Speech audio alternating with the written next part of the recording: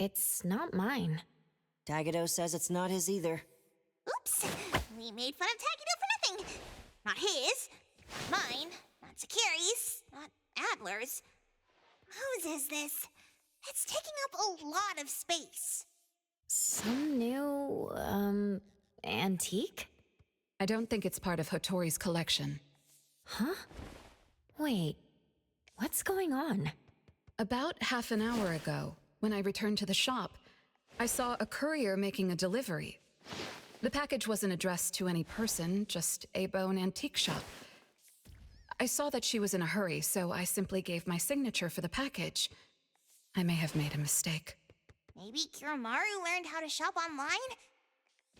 Wait, check this out on Bagel.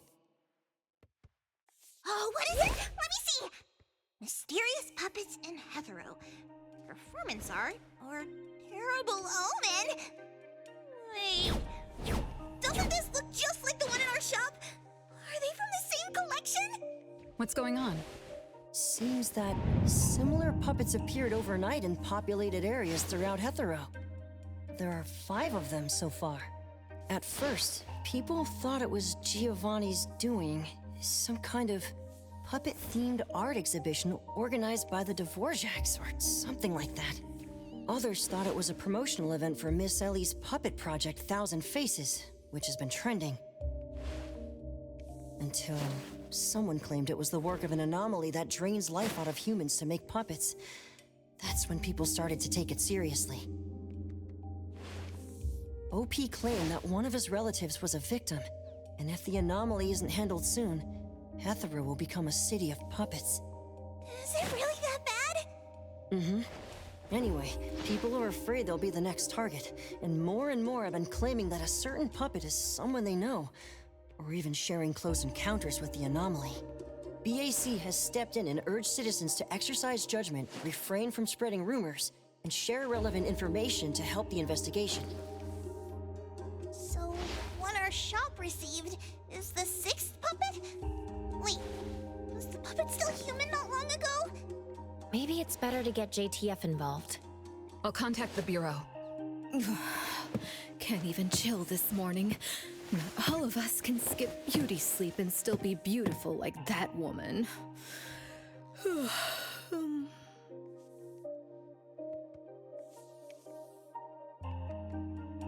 My apologies.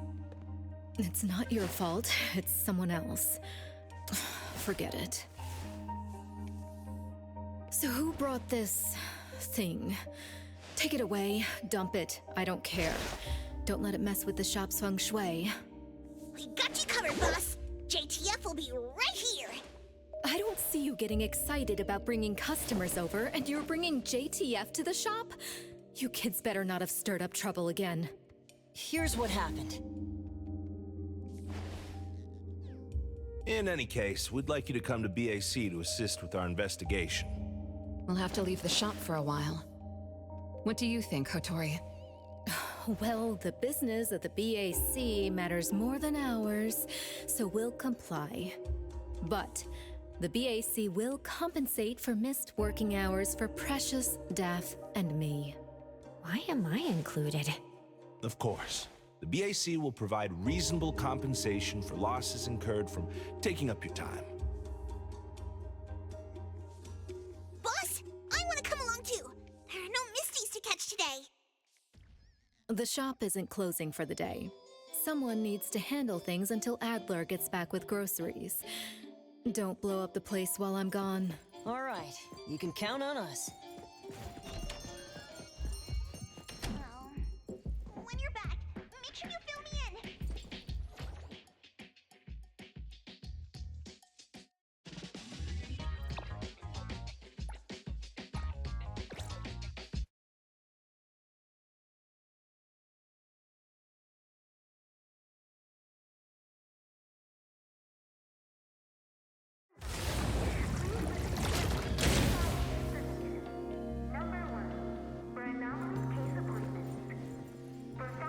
Greetings, everyone from A-Bone. ETD-6 is taking over this case. I'll introduce you to the operation lead in a moment. If Nellie's handling the introductions personally, This must be quite the complicated case. Since there's already online unrest, we decided to assign a team specializing in anomaly crimes and meme anomalies. Anomaly crimes? Those refer to human criminal incidents that involve the exploitation of anomaly characteristics, or espers. So, the Bureau suspects that this isn't the work of anomalies alone. There are more and more divisions in the Enforcement Tactical Division nowadays. The puppet from A-Bone has been transferred to TempCon. Please follow me.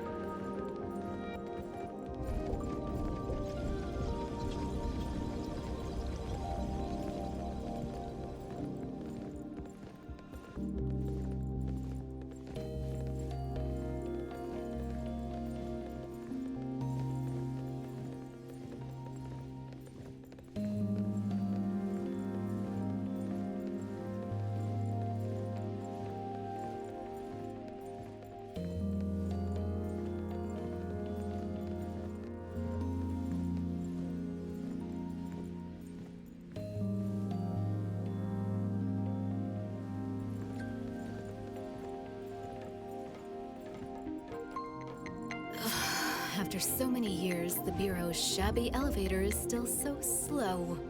Why wouldn't Alfred spend her budget to upgrade it? She hired so many new employees. Indeed, there have been many new hires after you left ETD. This is awkward.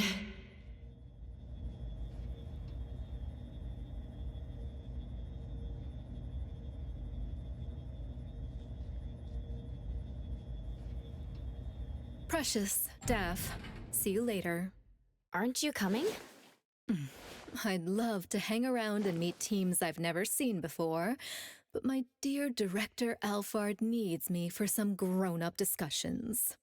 Is it about Ebisu? Should I go with you? Our Precious wants to feel the cool AC and expensive sofa, as well as the endless lectures from the Director. She only asked for me, but I'm sure she wouldn't mind another one, especially one who's such a good kid. You mean I don't have to go with you? Don't worry, the containment level needs your expertise more. Next time there's a chance, I still won't drag you along to suffer. When you're done with your work, just head back. Don't wait for me. I just hope today's parent-teacher conference doesn't set a new record for length.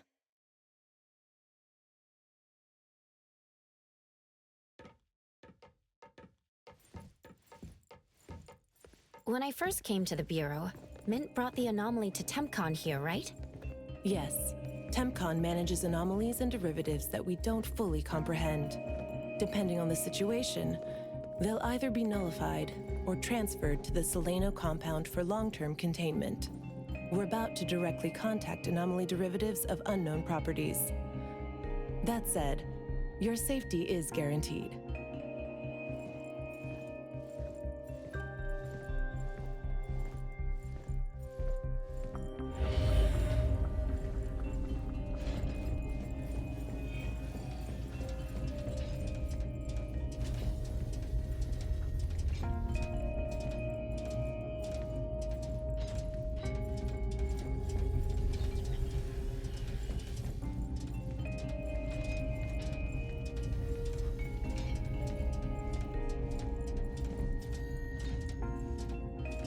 Time for the professionals to take over. Let me take over.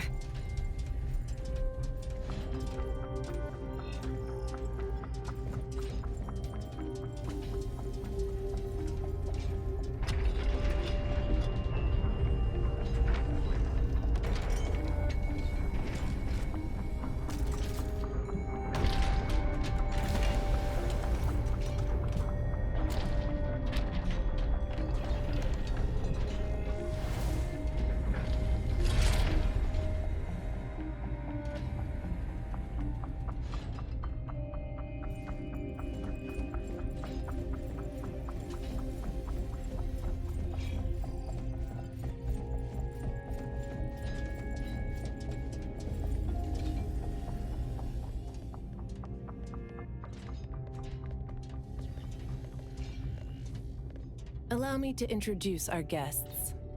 These are anomaly hunters from A-Bone Antique Shop, Daffodil, who witnessed the suspect in the puppetization case, and the appraiser, who has keen perception of anomalies. This is Chaos from ETD-6. Hi there. This is Lavinia, an operative from the Egosh Court. We'll be relying on the court's support for intel related to unknown anomalies. Blackbird was unable to attend today's meeting in person, so I'll be covering for her. Greetings to the people of A-Bone. Greetings. Now that everyone's here, let's get started. Who received the package? Tell us what happened. It was around 7:30 in the morning. I saw the delivery person place the package at the shop entrance. She approached me for my signature, saying she was in a hurry for the next delivery. I did not think too much at the time, so I signed and took it into the shop. But looking back now, the whole thing was pretty strange. The package was marked fragile, and the delivery person told me to handle it carefully. But the packaging was flimsy. Do you remember what the delivery person looked like? A young woman, not particularly tall. Short hair, in a Cool Express uniform. I didn't get a good look at her face since her baseball cap was in the way. Curious. From the package to the delivery person, everything was fake.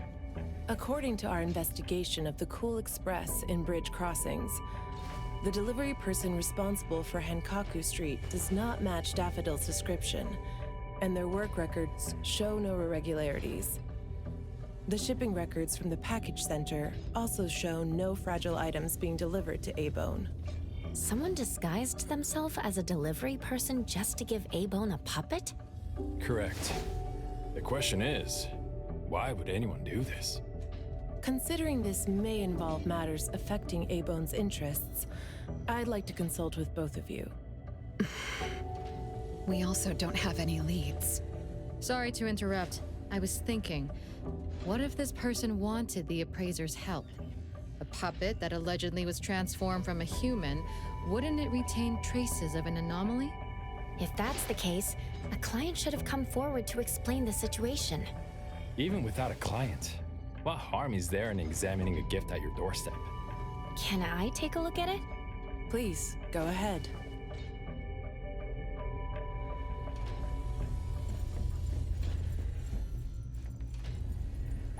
A puppet of a teenage boy who seems energetic. A puppet of a teenage girl. For some reason, she's looking this way. The cards in the pocket? Huh. The anomaly's aura seems to be coming from these cards. Bella?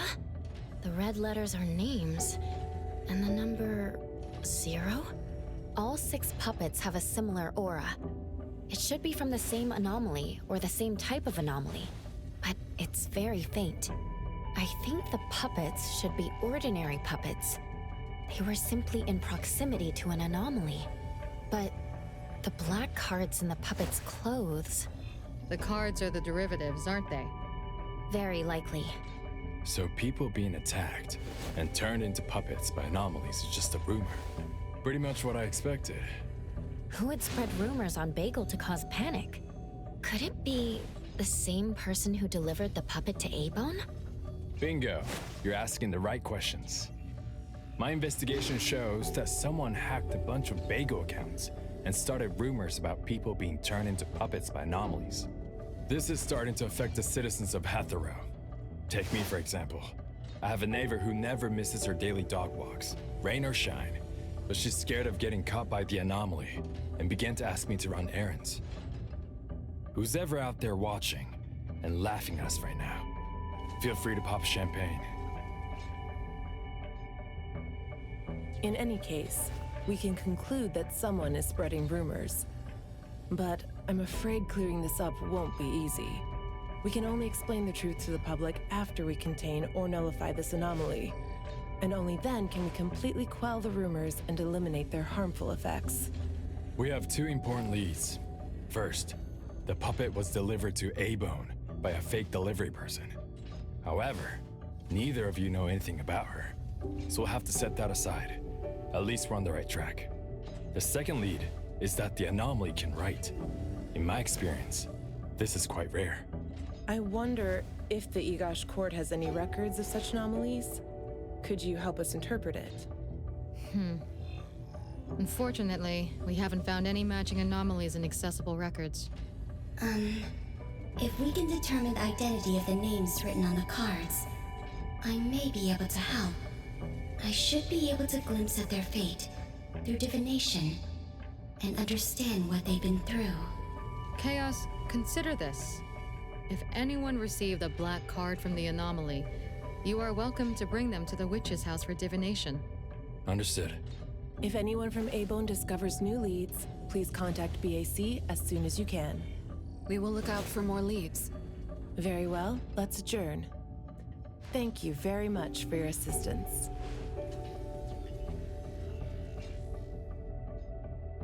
Who could it be? If only I paid more attention to the delivery person. Daffodil, you couldn't have expected this to happen. A-Bone's safety is my responsibility. This time, I left my guard down. Still, it's good to know that no one was actually turned into a puppet. Looks like Kotori isn't finished yet. Appraiser, if you're tired, you should head back. Let me handle the rest.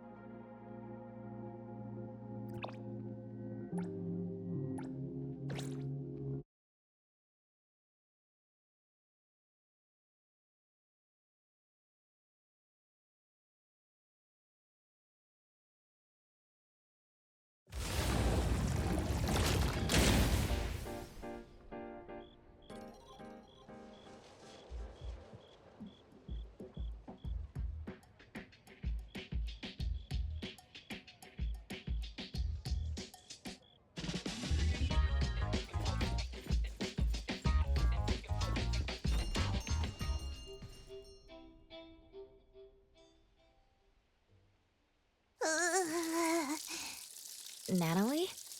Are you okay? One last spot. Alright. Natalie's special training of watering flowers and horse stance complete. Watering flowers in horse stance? I'm learning from my master. Integrate every bit of training into daily life, using the weight of the watering can to increase the training intensity. How's that? Pretty clever, right? Oh? I water flowers like a normal person. Exactly. To master, this is just normal. My training isn't good enough yet. That's why I keep wobbling around. Just you wait and see how much I improve, master! Of course. Thanks to Daffodil and Natalie, the flowers and plants are looking better. I'll take care of pruning from here. Alright. Delicate work like that really is best left to the old man. Oh, by the way, how did that thing from yesterday turn out? Any updates?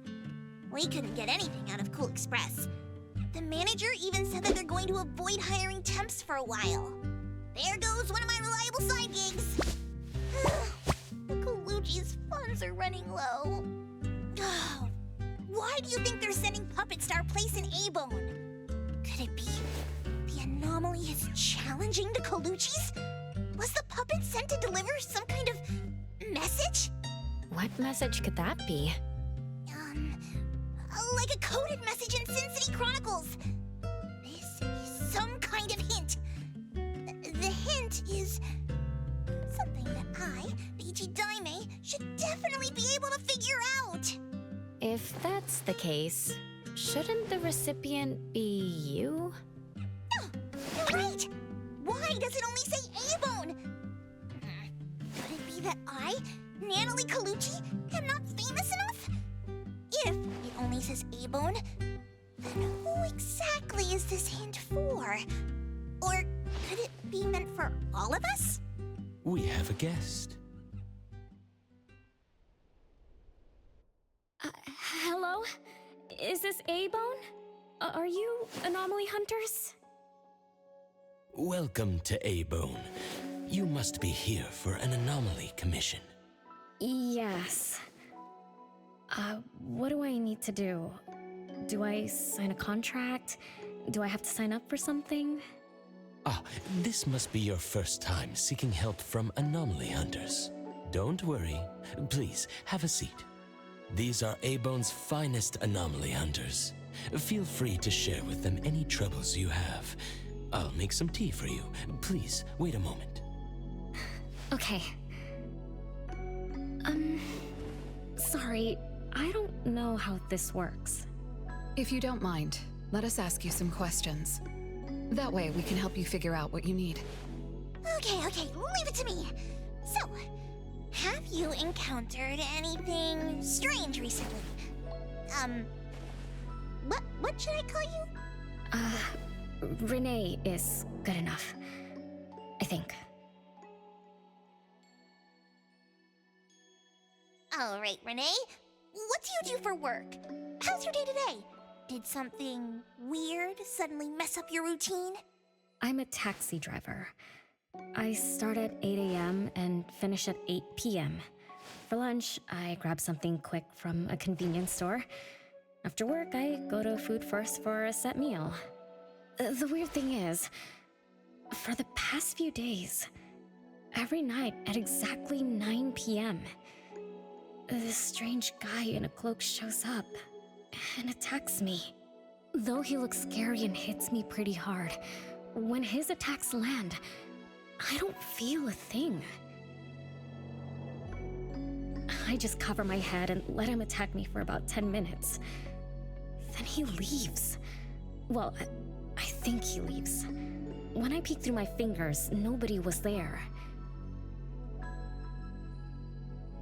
That's about it. Isn't this strange?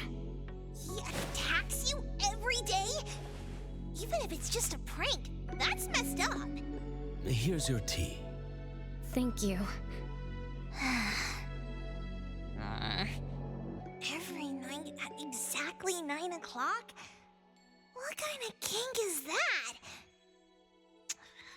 Maybe it's like those guys from gangster movies who like to dress up scary to shake people down for money. They usually show up at the same time to establish an air of authority. Oh, I can't believe there's a lowlife like this on my turf! I'll have to talk some sense into him with my fists! But I don't remember owing anyone money.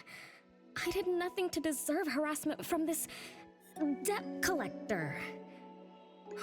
He never says a word, just swings this huge scythe at me. It's terrifying. You don't feel any pain when he attacks. Could this be a hallucination? Or is this debt collecting some kind of anomaly activity? That makes perfect sense! Yes, it should be an anomaly, just like Fuka said. She told me to look for help at the A-Bone antique shop. Who's Fuka? She's my friend. Well, more like my food buddy. Fuka said, it's definitely an anomaly, and the anomaly hunters from A-Bone Antique Shop can help me. She recommended her shop? That's a first! Thanks to me, Natalie, the tiger of bridge crossings, Ichi-Daime of the Colucci family! Oh, I've made a name for ourselves. People are finally going out of their way to recommend us! Your friend knows what's going on. What else did she say? I'm not really sure. I just know that she said I should get your help as soon as possible. Are there any other strange things going on besides that? It's hard to say. I don't know. Sorry, I don't have a great memory. I only have vague impressions of most things. How about you go ask Fuka? She also saw the anomaly in the parking lot that day.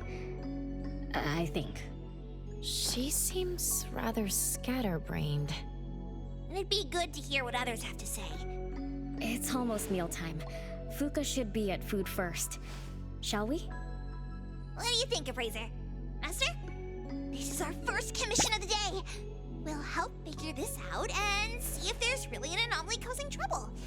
Let's not disappoint this very tasteful person who recommended us. Let's go take a look. How about you, Master? Huh. Master hasn't worked on a commission with the Appraiser yet. Maybe this is a good time to show you my latest training results! Hattori has no plans to go out today. Rest assured, I'll watch over the shop. Very well. Let's head out. Let's go! It's been a while since I had food first. Oh, I'm craving for their hamburger steaks. Hey, old man! We won't be back for dinner tonight! Take care. Tagi! One of these books is an anomaly. You can tell by touching the book. Tagi to Tagi Tagi. Tagi to Tagi.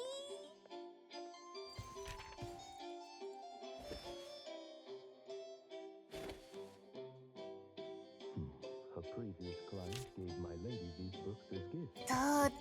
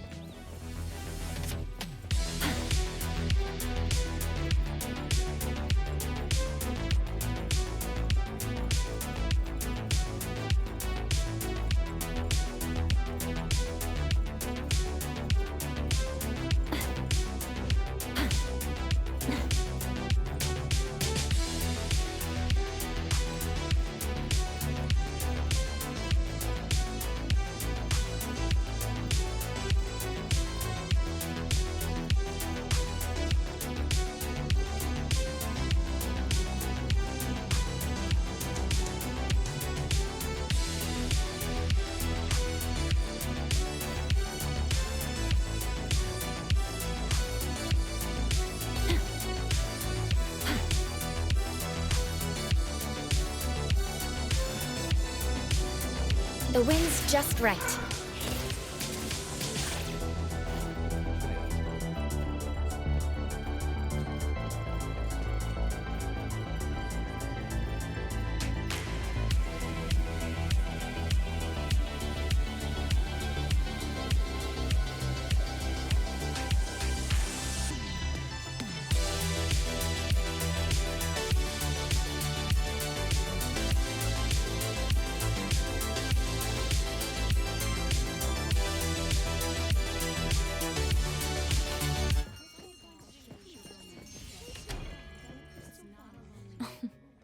You're later than usual, little Renee.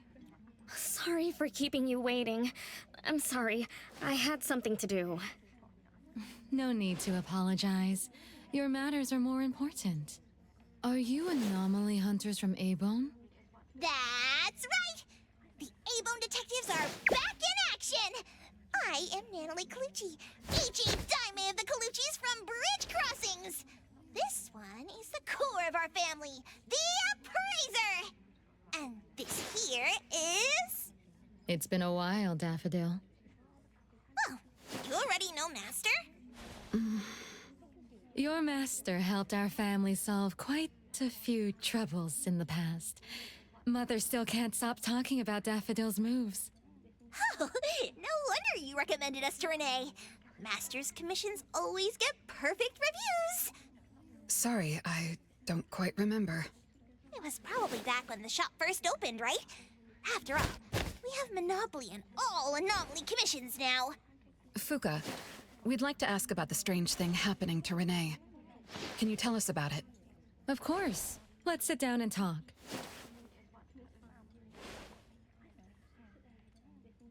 Two nights ago, little Renee and I finished dinner and were about to head home. She offered to give me a ride, so we walked to the parking lot together. That's when we encountered this cloaked person. Cloaked person. Didn't little Renee tell you about it? The anomaly she saw was a strange figure that looked like someone wearing a cloak. Oh, did I really say that? You little scatterbrain, forgetting what you said again. I'm sorry. No need to apologize. But to be honest, I don't know what this so-called cloaked person actually looks like. You don't know? Weren't you there? I was. Renee was walking me to her car, but halfway there, she suddenly crouched down, trembling all over, looking panicked like she was hiding from someone. I asked her what was wrong, but she couldn't answer. She just kept muttering things like, "Don't hit me." Nobody else was around, let alone anyone hitting her. So you didn't actually see the anomaly attack Renee? I did see her curled up on the ground, but I definitely didn't see the cloaked person she described. After about 10 minutes, the kiddo just stood up and asked me to follow her to the car, acting like nothing had happened. Isn't that strange? Are you sure this isn't some hallucination? Like, maybe she ate some weird shroom at dinner or something? I thought she was hallucinating at first, but on the way home, she told me that this weird thing happens every night at 9 p.m. It didn't sound like she was lying. Not a hallucination, only she can see it. Harasses her every night at the same time. With something this bizarre, it's gotta be an anomaly causing trouble. So, any leads yet? Hunters from Maybone? I see. Can I ask one more question? Of course, Daffodil. When Renee was clearly unwell, why didn't you contact a doctor? That's right. She acts like she's nice, but when her friend was in trouble, she didn't seem to be concerned or help her. Well, I was worried something might be wrong with her, so I told her to go to the hospital. But the girl insisted she was fine. So I just let her be. You also suggested that she should seek help from A-Bone. That's because I later realized Renee must have gotten herself into trouble with some anomaly. So I thought of you. Wouldn't it be better if you experts helped her instead of having an amateur like me mess around? Daffodil, you may be thorough, but you always get obsessed with details. Same old habits. I'm the one who told Fuka that I was okay. Really, I'm fine. It didn't hurt at all. It's just that the anomaly was scary. Thanks to Fuka for explaining everything that happened. I'm not so good at that. I feel like I don't really know what's going on. We've been talking for so long, we almost skipped dinner. I'll buy everyone food tonight. Take a look at the menu. What do you want, Fuka? Same as usual. Spicy chicken cutlet curry rice. I'll have the same. I don't know about the other stuff at this place, but I like the spicy chicken rice, since it doesn't have those gross green peas. What about you, Nenali and Appraiser? Go ahead and order something you like. We'll gladly take the offer.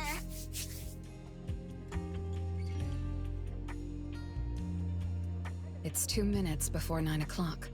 According to Renee, the anomaly will appear in the parking lot right on time.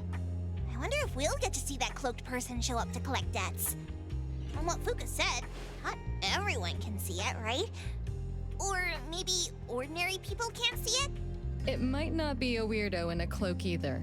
After all, she's a bit scatterbrained. She could have gotten it wrong. There are many anomaly hunters here to protect you today. No need to be afraid. Thank you. You always take care of me.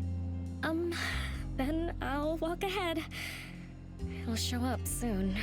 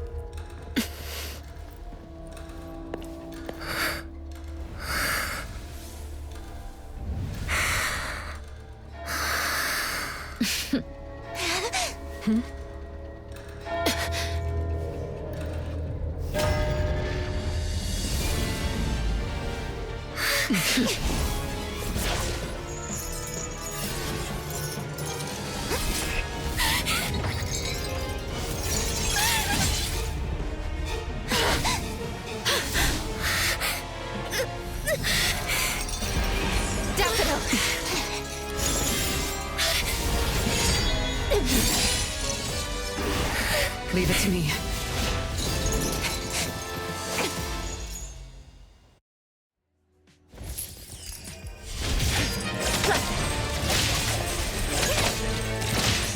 Be careful. Time for a change.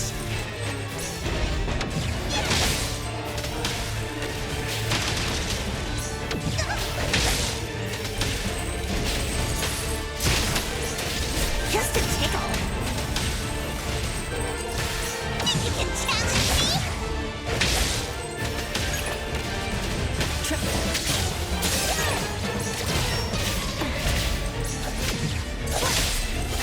Here I am. A futile attempt.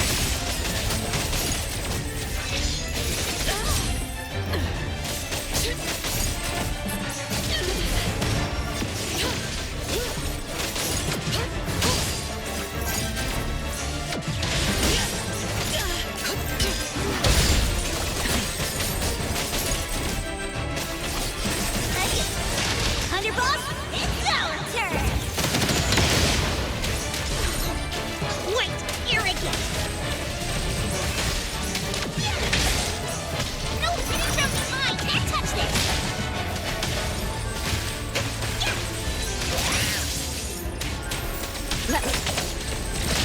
Let's finish this.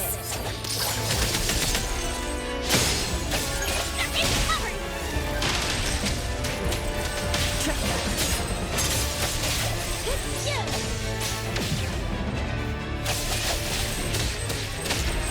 Leave it to me. Judgment. Nowhere to hide.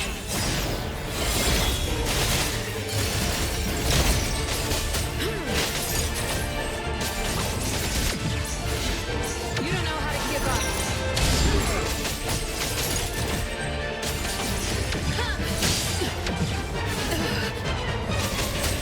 No mercy.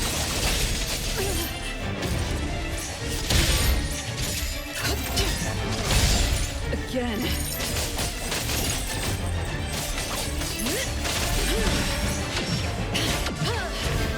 Your moves are sloppy. Careless. You don't know how to give up. Just a scratch. I will take splinter and fracture.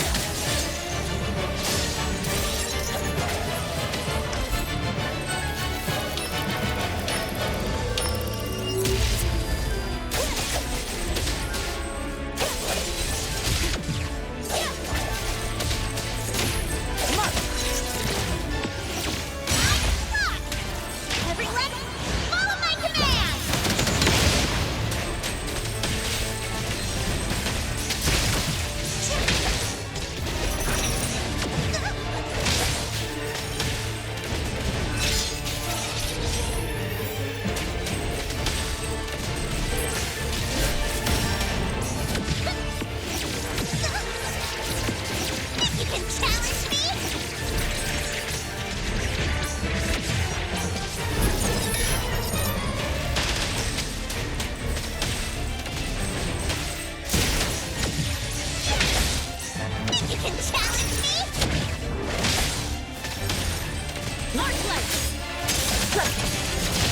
Let's finish this!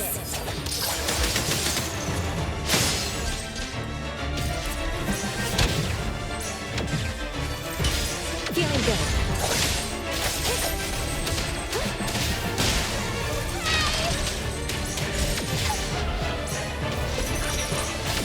Take that! The city's mine!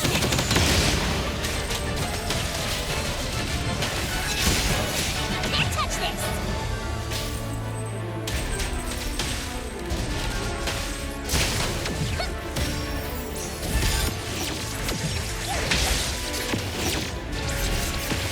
Think you can challenge me?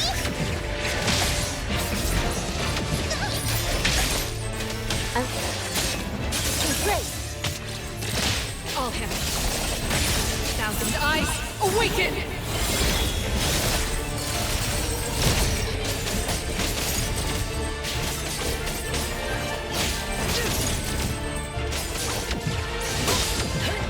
Your moves are sloppy. You don't know how to give up.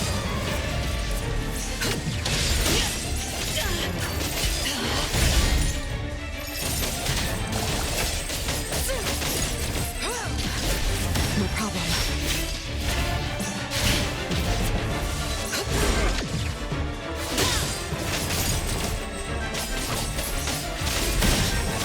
Trust me. Fight it. Fight zero!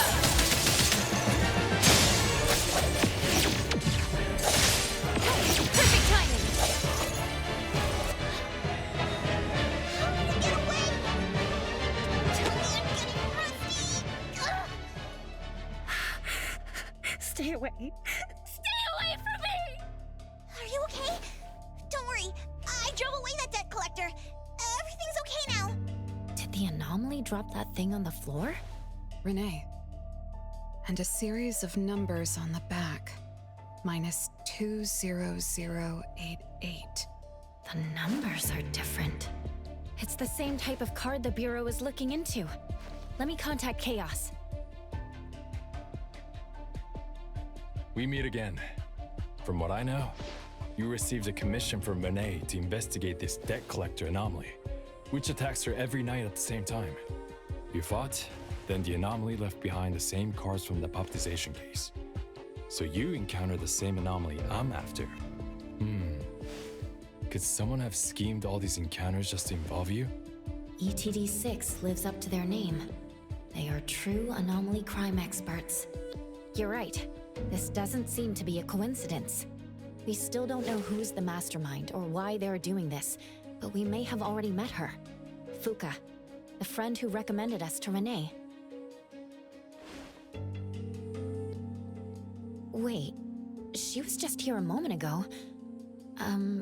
She's already gone. What did she say? She recommended A-Bone because Daffodil had handled her mother's commission before, which left an impression. Daffodil. Daffodil. So it's Daffodil again. Interesting. Thanks for the information. We should make a trip to the witch's house. Good thing it's not too late. So I'll ask the Blackbird and her team to work some overtime.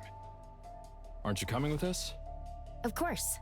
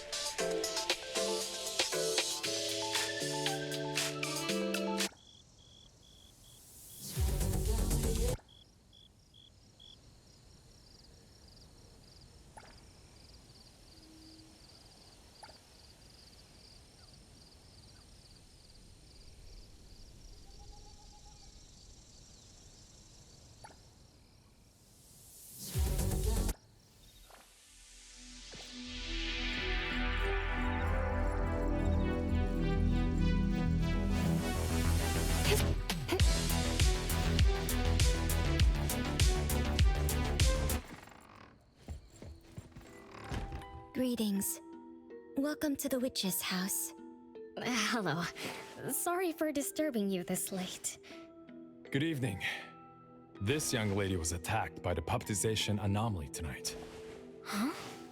Wait, what anomaly? The one that turns people into puppets? So, those people really were... Well, we aren't certain at this moment. In any case, could you please share the entire incident with us? Oh, I'll tell you. Renee came to our shop because she wanted us to deal with some weird thing that appears every night at 9 o'clock to attack her. We were escorting Renee to the parking lot of Food First, and at exactly 9 o'clock, there was a poof, and a wild debt collector appeared. We don't know its real name. Natalie has been calling it the Debt Collector. That's right. It was swinging a huge scythe at Renee. I don't know if my eyes were playing tricks, but the scythe went through Renee's body. I was worried.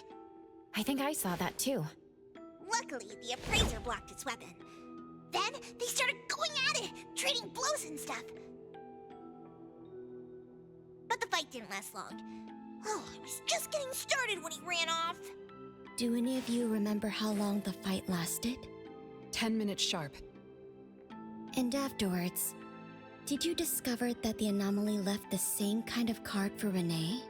We did. Appearing on time, disappearing on schedule, and leaving similar cards for the victims. This debt collector might be a type of rule-based anomaly. Rule-based anomalies usually follow predictable patterns. They also have a complete set of rules in their domains. For example, if any of you were to enter the anomalous realm it creates, you wouldn't be able to get out easily. Instead, you'd have to follow its rules. Some rule-based anomalies symbolize rules themselves. You can think of them as the manifestation of rules. Others have some kind of goal. In such cases, nullification is extremely difficult, and conventional containment methods have proved ineffective. No wonder it got away. Is Abisu's security anomaly also a rule-based one? Nantani is its name, right? It is. So, the key is to understand the rules and master them before we can nullify or use them to our advantage. And someone beat us to it. Figured out the debt collector's rules, set up the whole thing. The next questions are, why target Renee? And what do the numbers on Renee's card mean? Why is the message left for Renee different from the others? Another annoying puzzle. If only Nietzsche were here. I could do a divination for Renee. Maybe we can find something. That's a surprise.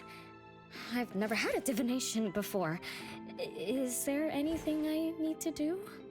Just relax and close your eyes now.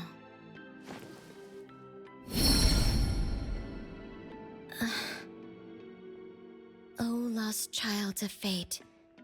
Your tomorrow is trapped in blankness. Wait, what?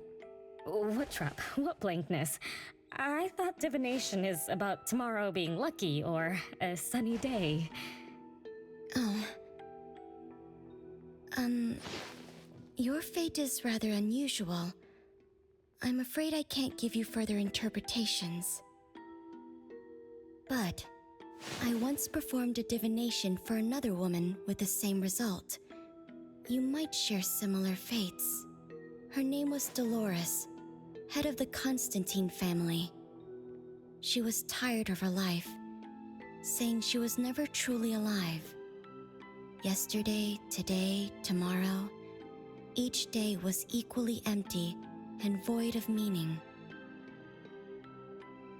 I think that was because she lived for far too long. Uh-huh. She lived for a very, very long time? They say that Lady Dolores is an immortal with eternal youth, that she made a deal with the devil for unlimited lifespan at a huge price. However, eternal life can be a curse, and the Constantine family met their demise decades ago. That was when most people didn't know about anomalies. People simply believed in curses. From what we know now, she was either a long-lived Esper, or she made a contract with an anomaly. Lady Dolores told me that she is one without heart, which is the truth about the curse of immortality. No heart, no bonds, no attachments. Alone, her memories of the past grew dim through the years. Neither does she pay attention to anything happening around her. All she had was a numb void, but she still yearned for lasting companionship and loyalty. So she sought divination from me to find a way to change things. Perhaps because her future extended indefinitely, with no end in sight. All I could see was blankness. Were you able to help her make a change? If I remember correctly, I told her, if you want something, you must first give. I'm not sure if this helped her, but I remember her face when she left. She seemed more at ease. Both that lady's divination and mine resulted in blankness. Maybe that advice applies to me too? It's just a reference. You could see it as a fun story. It's enlightening, but it doesn't help much with the issue at hand. It's getting late. Let's call it a night. Thanks for all your help. Miss, let me escort you home. Okay. Thank you, Chaos. Blackbird, thank you for your time. We'll head back now.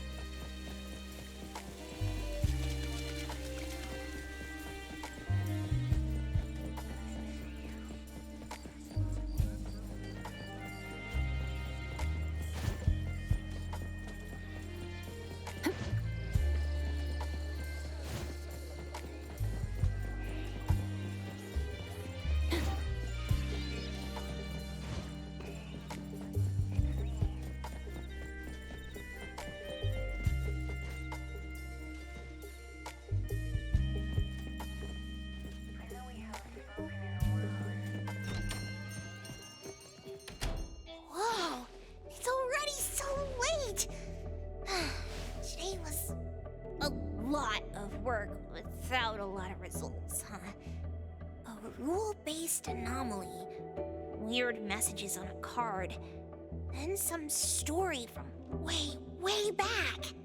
There seem to be a lot of clues, but there isn't a way to connect them together.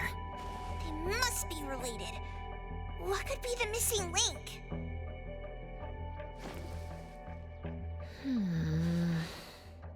Let's call it a night. It's getting late. You two should get some rest. Oh, man.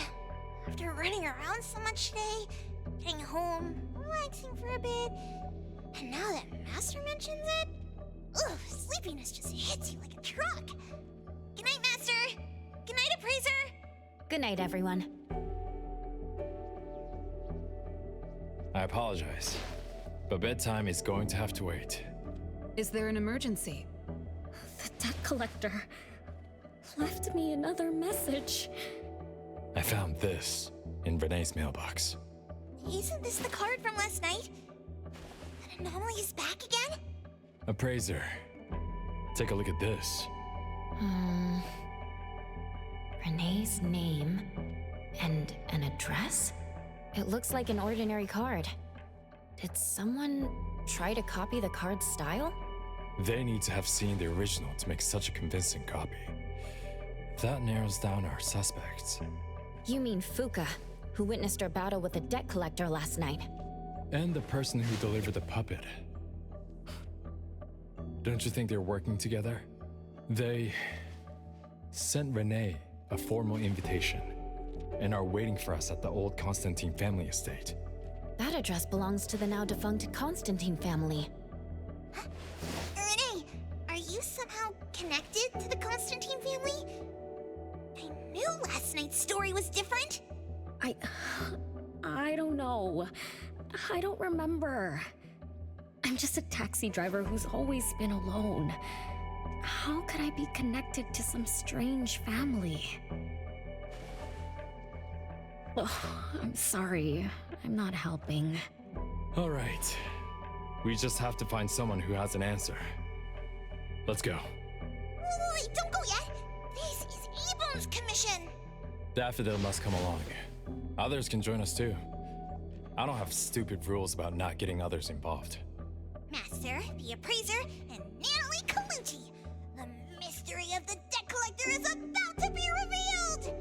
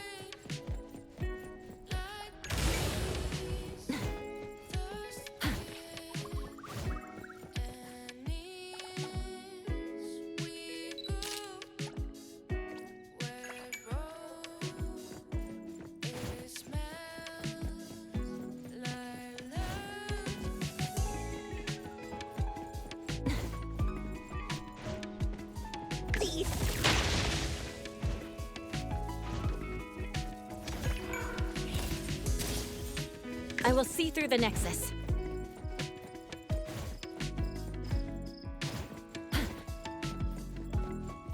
Hero to the rescue!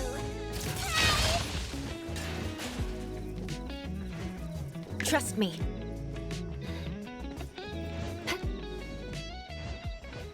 Perfect angle.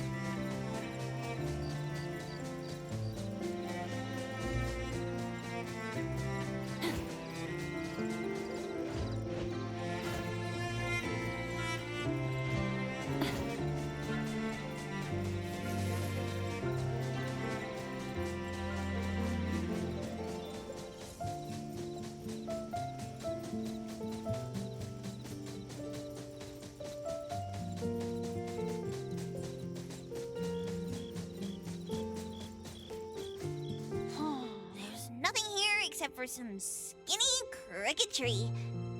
How is there nothing else? Was there really a big mansion here before? It's a cherry blossom tree. I didn't notice before, but wow. It's grown so tall already. The branches might be thin, but they're sturdy. Natalie, do you want to climb it? Me? Climb the tree? Now? Let me see if there's a good angle to climb. It's been a while. I'm not sure if I can do it. Or maybe it's because I was smaller when I was a kid. I could just hop and reach the top. But now... maybe it's better not to try. Huh? Why are you all looking at me? I'm sorry. My bad. This isn't the time to be fooling around. Let's have a climbing competition after we solve the mystery. Let's get back to the case. Renee said she's been here before, specifically when she was a kid, and that she used to climb this cherry blossom tree. You are connected to this family after all. Did I just tell you all of that? Yep. You said you climbed this tree when you were a kid. When you were a kid. Back then, I climbed all the way to the top of the tree, wanting to pick the prettiest cherry blossom for my sister. But it was so tall, and I was too scared to climb down the same way. Luckily, someone caught me. Huh? Was it my sister? Or Mom?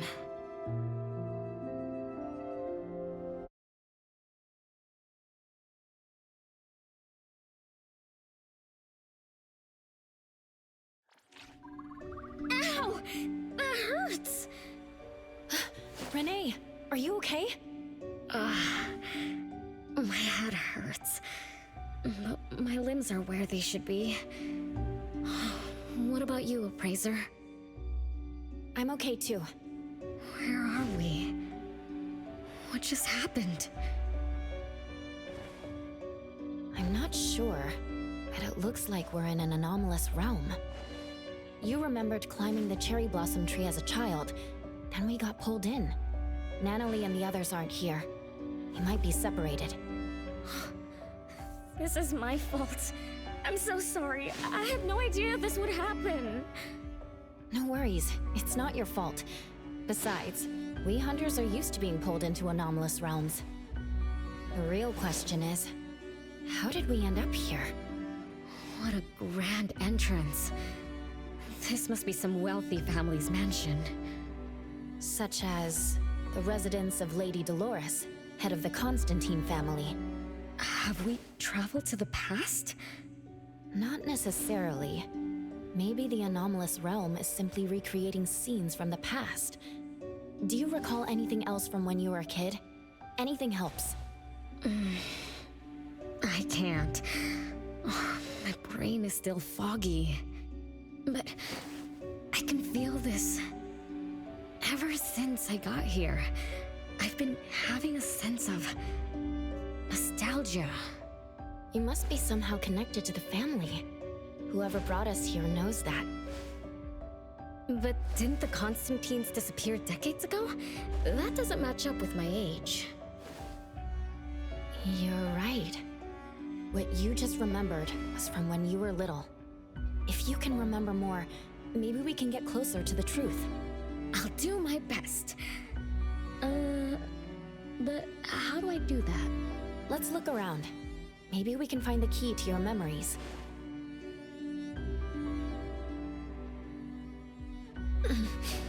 Strange. It won't budge. I'm feeling rather shut out. Is this really a door? It feels so strange. Maybe it needs to be opened from the other side? Maybe. Let's check over there.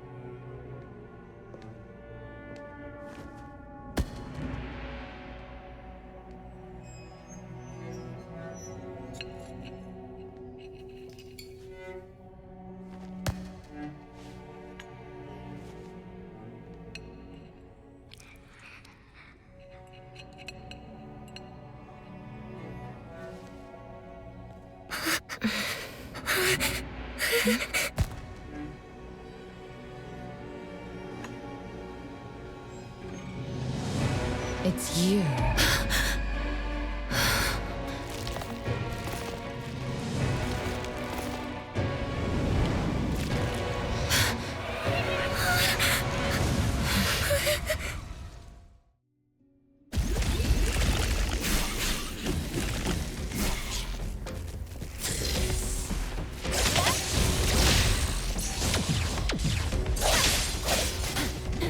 Not too difficult.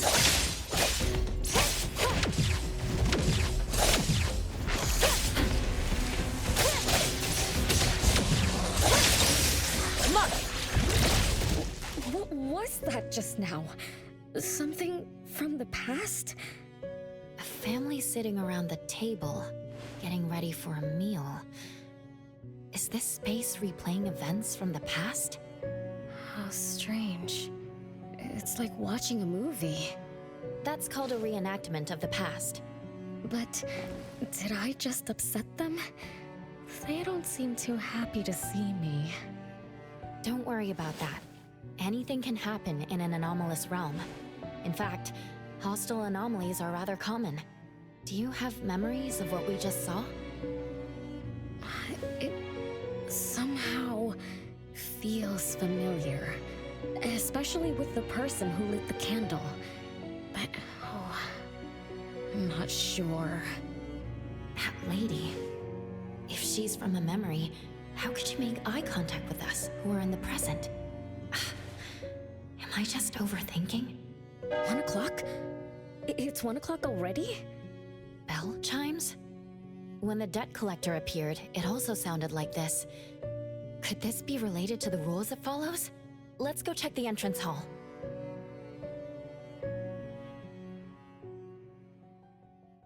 Oh, impressive! Classy! Great taste! That's how big families do it! If only the base of the Kalujis were as fancy as this! Well, we could definitely do without the curse. Do you think Renee and the appraiser already went ahead of us? Let's go in to investigate. It's best if we regroup as soon as possible. Whoa! This door is so ancient! It's not going to fall apart if I push it, right? An old, ruined mansion that suddenly appeared, long neglected and unmaintained. Could this be how the Constantine family mansion looks now? The desolation we just saw could be an illusion to hide this place. That makes sense. And then Renee dispelled the illusion. She must be part of this family. In other words, the master of the family returns. An old mansion abandoned for decades. I better be careful. I won't be able to pay for damages if I break anything historical. Yeah, we're inside an anomalous realm. Be careful. Alright then, let's be gentle. Hello there!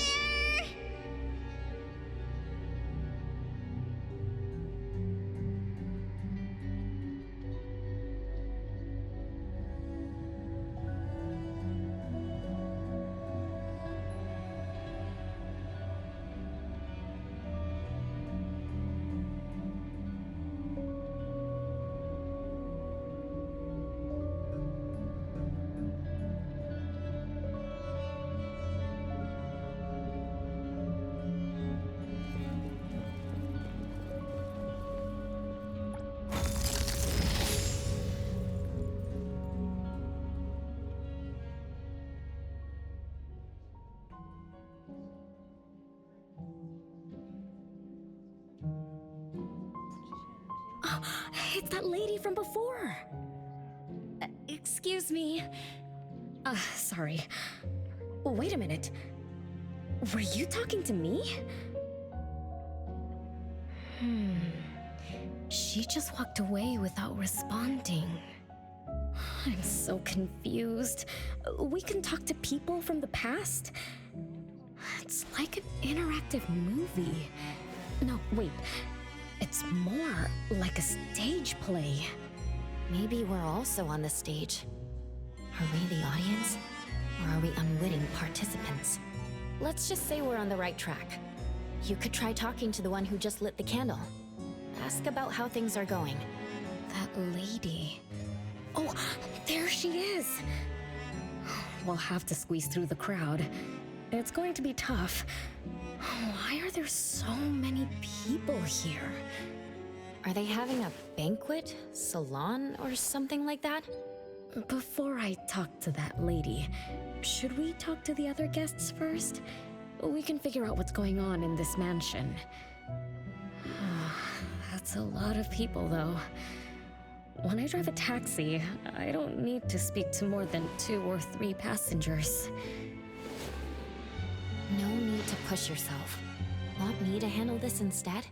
Appraiser, you've done a lot for me. I have to step up. Besides, this is the first time I want to figure things out. These are probably things I never should have forgotten.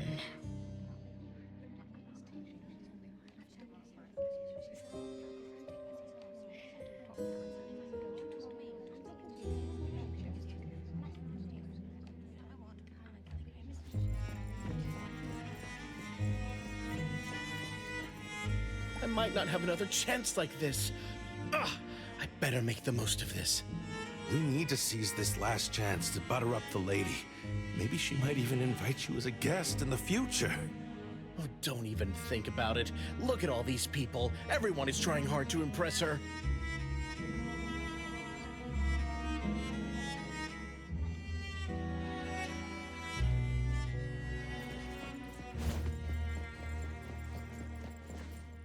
Which family does that young girl with the white hair belong to? How come I've never seen her before? That should be Bella, the eldest daughter of Lady Dolores. She is the organizer of this farewell banquet. Her daughter is already that grown up? She doesn't look that much older than her daughter. Shh, keep it down. You know that woman is cursed. Oh, what a shame. I was hoping to introduce my brother to Bella.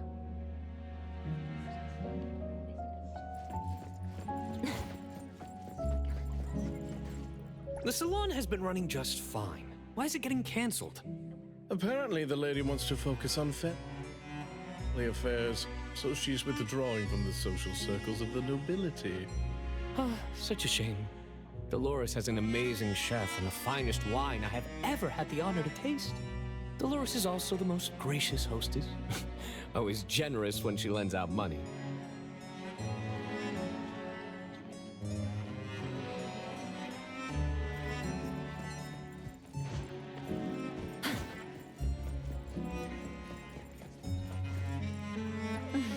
Woman is finally stepping down from the stage. Tut-tut, shamelessly enjoying eternal youth. Just because she had a deal with the devil. Look at this mansion. Look at all these treasures. Who knows how much wealth she's swindled over however long she's been alive. This is my last chance to find her source of immortality. The salon ends at 3 o'clock. Look at what time it is already. What's taking those useless guys so long to make a move? I told you, those so-called exorcists you hired are nothing but frauds. You better give up on your delusions. My brain is getting fried from what the guests are saying. So many conversations. So many faces. So many names. Let me think. Bella. That sounds familiar. Very familiar. Extremely familiar. Oh, that feeling is back again. It's just hearing that name brings up this nostalgia. One of the puppets recovered by the BAC is also called Bella. Can this be a coincidence? What do you think? You said the BAC found cards in the pockets of the puppets, and those cards were similar to the one I got. That means I'm connected to the puppets. By the way, Lady Dolores' daughter, whom we just met, also gave me this feeling of nostalgia. I guess I'm really connected to this strange family. Did you remember something? Could I have been their driver? I'm pretty confident in my driving skills. No? Why don't we find Bella and ask for confirmation? That's a good idea. I want to talk to her too.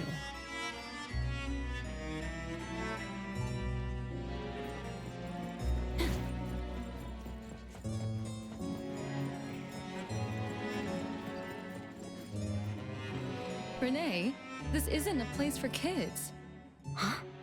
Bella? You know me? Child, I'm your older sister. Remember, you should address me in a formal manner. I can't believe I have to tell you this. Mother has indeed spoiled you. Sister? My big sis?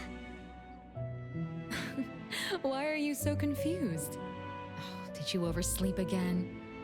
Mother warned us not to interrupt her salon, but you just had to go see what's going on. Like the time you hid in that cabinet to peek through. You ended up very disappointed, remember? You said adult social gatherings were boring, so you dozed off. You fell asleep in that cramped cabinet. When you woke up, you were so groggy that you forgot where you were and what you were doing. And then you woke up, but someone had shut the cabinet door, leaving you in a dark, cramped space. You snapped and started to cry. Desperate to escape, you threw yourself against the cabinet door. That day, every guest witnessed the extraordinary commotion you caused. You completely ruined Mother's salon. I didn't mean to, big sis. Is that so? Do you really think I'm your sister? Huh? Big sis? But aren't you? No, Renee. I'm just a shadow bound to this place, destined to meet you. Though you might have forgotten or abandoned us, we've been waiting for you all this time. We've been waiting to relive these moments with you. So, I really am part of the Constantine family? I'm her daughter? Looks like that poor brain of yours still remembers something. If you didn't even know your own mother, how sad would it be for those who love you? Where are they? Mom and the others. Are they still home? My dear sister, this is the Constantine mansion trapped in the past. Everything that happened here, everything about us, reenacts over and over again at this place. Come on, Renee. To return to the past, you must reclaim the choices of your past, including all your mistakes. If you're not Renee's older sister, then who are you? Shouldn't you ask her why I appear as Bella? The answer has always been in her heart. I don't understand. Wait, sister! It's all right if you don't understand now. I've been waiting for you for so long. I don't mind waiting a little longer. Bella. I think I'm starting to remember. She was the sister who caught me when I fell from the tree. She's been here all along, waiting for me to come home. And why is the puppet also called Bella? I don't think the Bella we met is a real person. Remember how this is an anomalous realm? So she's my sister from the past. Though, I don't understand everything she said. That's what she meant, right?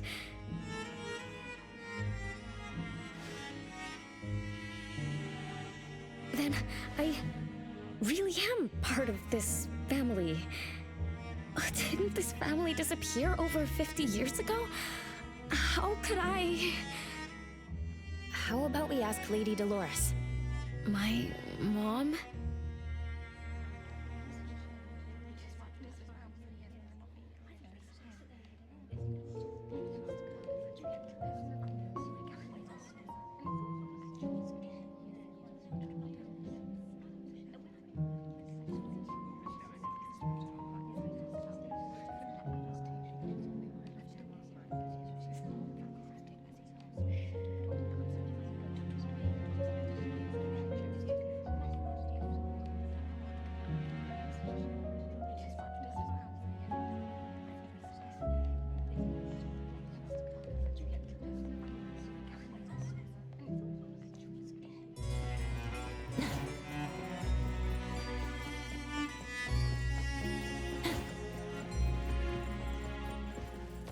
Hello, can I pass through? Excuse me, coming through. Hey, get in line if you want to butter up the missus. Take turns like everyone else. You're not the only ones who need something from her. Dolores is far too kind to you commoners who are uncultured bumpkins with no etiquette. Do I need to remind you about what first come, first served means? I don't think we can squeeze through. These guests aren't very friendly. There was one bell chime when we came in. The salon started at 1 o'clock. If this scene closely follows how it played out in the past, they should leave as soon as the salon ends. We should be able to approach Lady Dolores then. Oh, good point. Thanks for coming up with a plan. I couldn't have done this alone. When does the salon end again? It should end at 3 o'clock. So we wait until the clock chimes 3 times.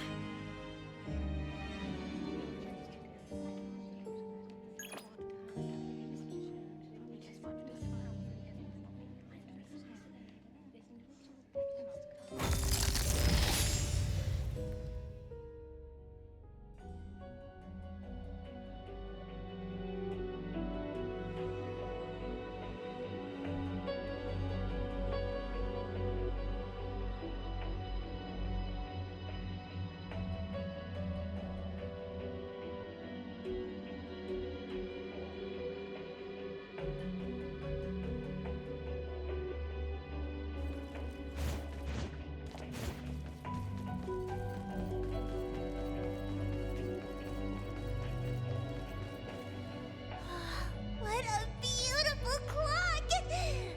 Is this what history feels like? Why is it stuck? Let me fix it. Wait. What's wrong, Master? Is it dangerous? It's best to remain vigilant in anomalous realms, especially with clocks. Oh, right. That debt collector anomaly is also related to clocks. Blackbird once mentioned that rule-based anomalies follow established patterns strictly. It would be a good idea for us to pay close attention to time. Got it, Master. You look around for clocks, watches, and stuff like that. But, I guess I was in a bit of a rush. It doesn't seem it cost anything, though. The debt collector didn't appear this time. Ouch! My ears! Something else showed up. Hey! Watch this!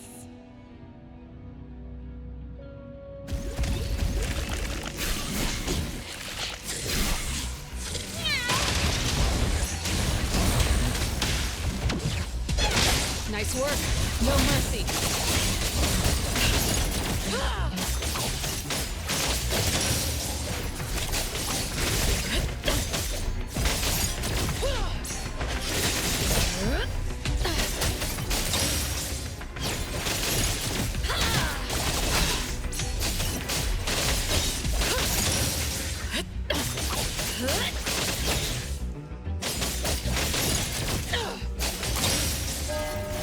It's 3 o'clock now.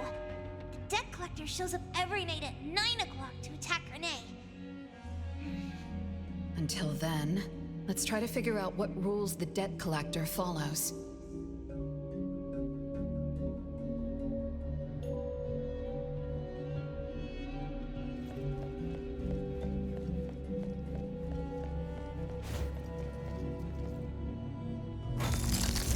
Oh, it's 3 o'clock already. As you expected, all of Lady Dolores' guests have left. I'm going to see Lady Dolores now. Take it easy. Don't be so nervous. I'm here with you. Okay, deep breaths. Deep breaths.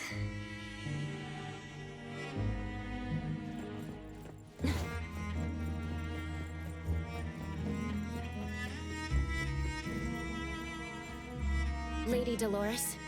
Renee, my dearest little daughter, come here to Mama. No need to hide anymore. The troublesome people are all gone now. Mom? Are you angry with me? I was too naughty. I hope I didn't interrupt your salon. Angry? How could I be? I just didn't want you to see those people too early. To witness the greed, foolishness, and ugliness of those who long for so-called immortality. Are you talking about the people who were just around you? My little petal, they must have frightened you. I promise nothing like this will ever happen again. This pathetic charade will soon be over. Mom, you've always hated the salons? Feelings of love or hate didn't matter at first. I simply had to run the salons. I had to use these connections to reverse the decline of the Constantine family. Besides, I don't even remember all the little things. But even though my goal was fulfilled long ago, these salons kept going, one after another. Perhaps they weren't the only greedy ones. I was too. I was too young and too foolish. I mistakenly thought gathering them under this roof could bring me some comfort. However, they were nothing but a bunch who envied the family's reputation, coveted the wealth in this mansion, and lusted for so-called eternity. After a while, I came to see them as nothing more than greedy beasts, scrambling for scraps and pandering jesters making fools of themselves. I guess they sufficed as entertainment. I don't get it. It's okay if you don't understand. Mother promises that you, my little petal, will never need to understand this. These troubles will never bother you again. Mom, are you not hosting salons anymore? Whatever I sought in those salons was a mistake from the start. I must correct this mistake. And the catalyst for that change is you, my dear. My little petal. Family is what matters most. You are the most precious gift in my life, as well as the very source of meaning in my stagnant existence. Whatever time we have left, we must treasure every moment together. From now on, as long as I'm with you, as long as our family lives together in harmony, a moment of happiness with family is worth more than an eternity in solitude, even if it's just for a brief moment. Mom, wait! Little Renee, what would you choose between an eternity in solitude or a moment of happiness? Big Sis! You appeared out of nowhere. That was spooky. Oh, wait. What did Mom mean? And the rumors about the family. Is Mom cursed with eternal life? But how can eternal life be a curse? Isn't it great to live forever? So that's your answer. Well, Having something is better than having nothing, and having more is better than having less. Right? Like, if you have endless time, couldn't you do as many things as you wanted? If I had eternal life, I wouldn't know what I wanted. And I wouldn't know what I could do. I wouldn't even remember what I've ever done. This is my life right now. All this time. What have I been living for? Days with nothing to do. With no meaning. And with no end in sight. So that's why it's a curse. Poor Petal. It seems that even after forgetting us, you still haven't found what you desired. Or was the kind of happiness you were looking for nothing but drifting through life in a daze, barely conscious? No, I didn't forget you on purpose, Pixis. It's not like that. Little one, you self-contradict and don't act as you say. But I believe you, because you've already paid the price. Just like your first answer, you made a choice before. That choice allowed you to return here by yourself, but it also made you forget everything, including us. You're saying Renee chose eternal life like Lady Dolores? What do you mean? Me? Eternal life? No way. Did I? But what about you, Pixis? Mom? Are you all alive? At least you weren't made into puppets. Thank goodness. Renee, you basically forgot everything about us. Mother, the one who gave us life, loved you so much. She used a picture of you as her bookmark. When she read before bedtime, her gaze would always drift towards your smiling face. Every little thing about you, your quirks, your habits, your childish nonsense, she remembered it all.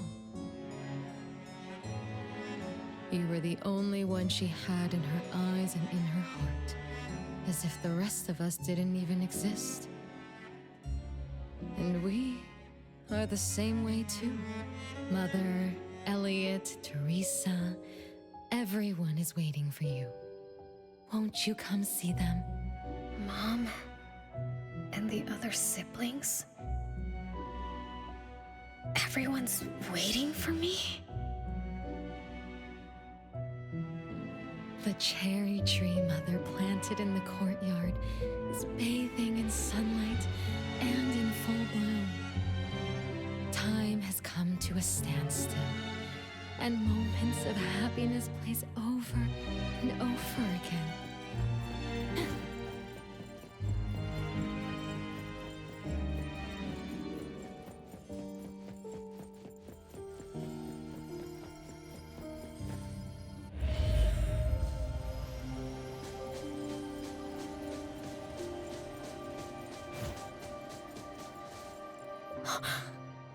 It's the same tree from before.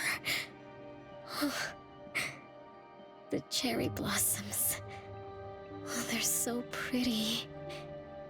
Back then, when I was looking up at this tree, I suddenly wanted to pick the most beautiful branch for Big Sis. I thought she'd definitely look pretty with cherry blossoms in her hair. So I reached for that branch as far as I could. But I lost my grip and fell from the tree. Then... oh, what happened after that?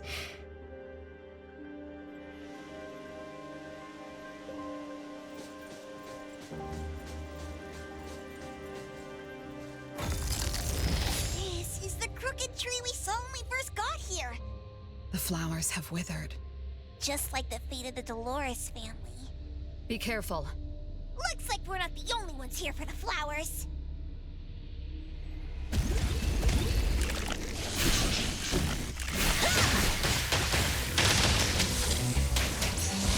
Warming up. Nice work.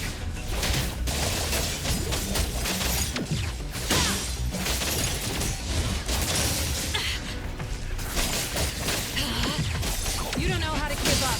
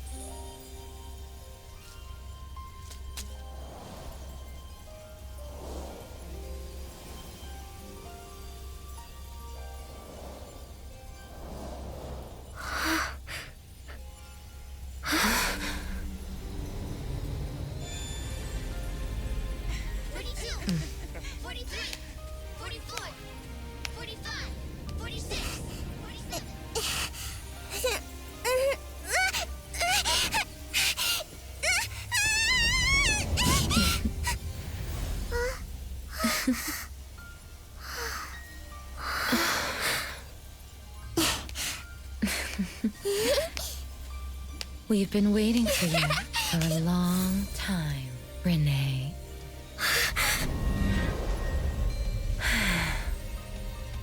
Do you remember the reason we were born? And the purpose we must serve?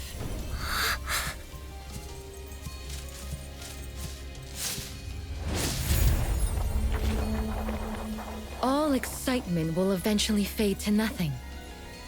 Mother has long grown tired and numb to it all.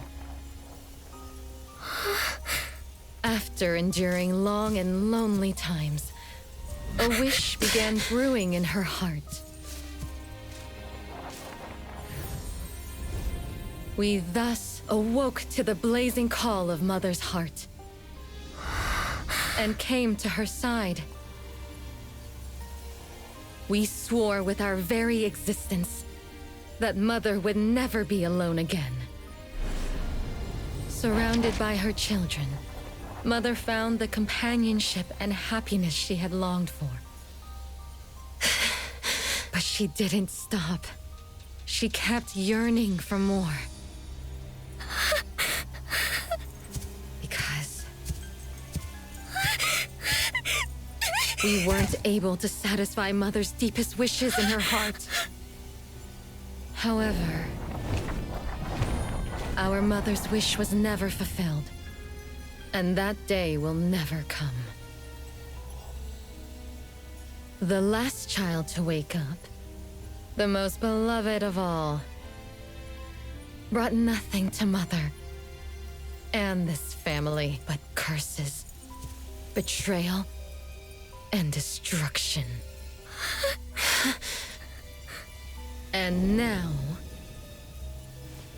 she's back.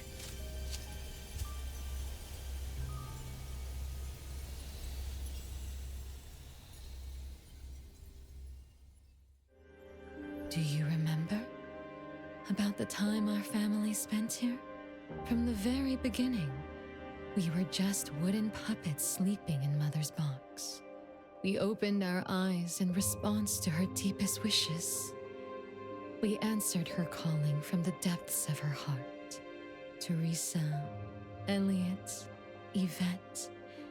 One by one, the children woke up and gave everything they got to put a smile on Mother's face. Those names are the same as the puppets found by the Bureau. This was Mother's miracle. She gave life to the wooden bodies of her puppet children.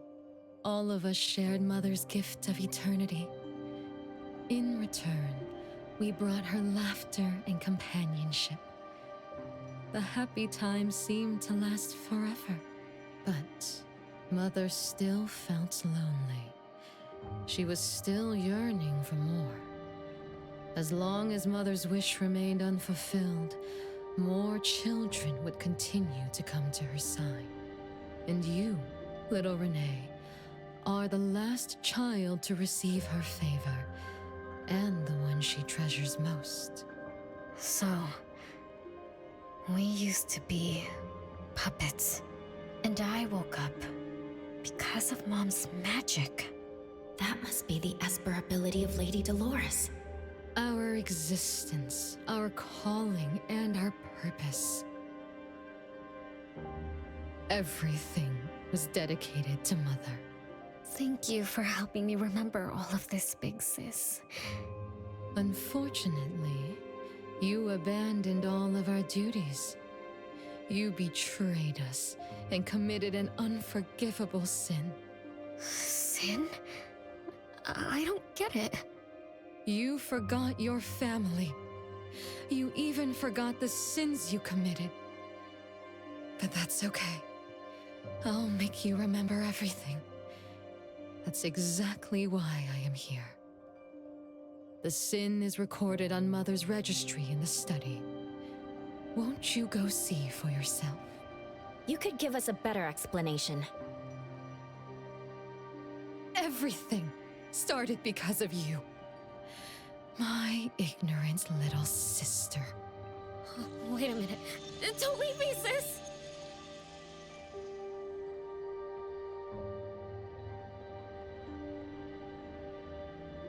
Renee, you're remembering something, right? Just like what Bella said. We're all puppets that woke up in response to Mom's wishes. We exist to keep Mom company.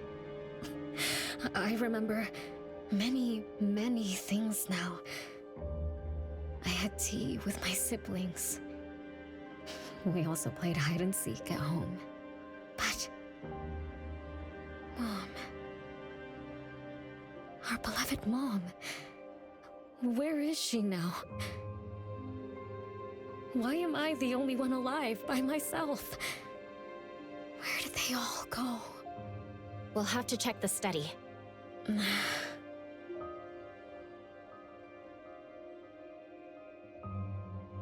What's going on? I have no memory of that place, but I feel scared. There is something in the study.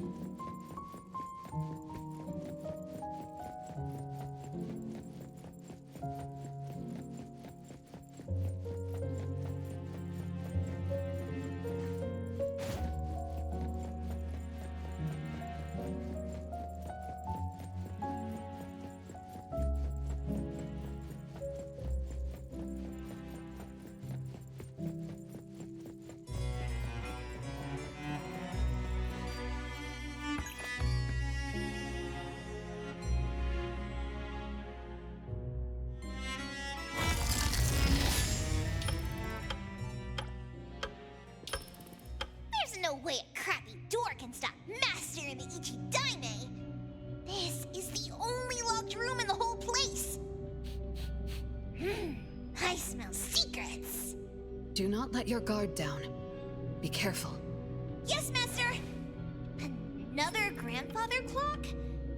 Ugh, either Lady Dolores is a clock nerd or this anomalous realm is related to the concept of time. Something feels off. Let me look closer. Wait, Natalie. It's the anomaly that attacked Renee. I think it doesn't want to hurt us. We're not its target. Renee is. What was that thing about rule-based anomalies again? Ah, it follows rules. It only starts moving at exactly 9 o'clock, and its target is just Renee. You're right.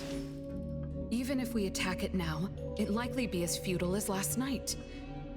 If Blackbird is right, it only nullifies itself after completing its mission. It's getting closer to 9 o'clock. We need to find Renee as fast as we can. I don't know where everyone else is. I hope she's not alone. Let's search the area first.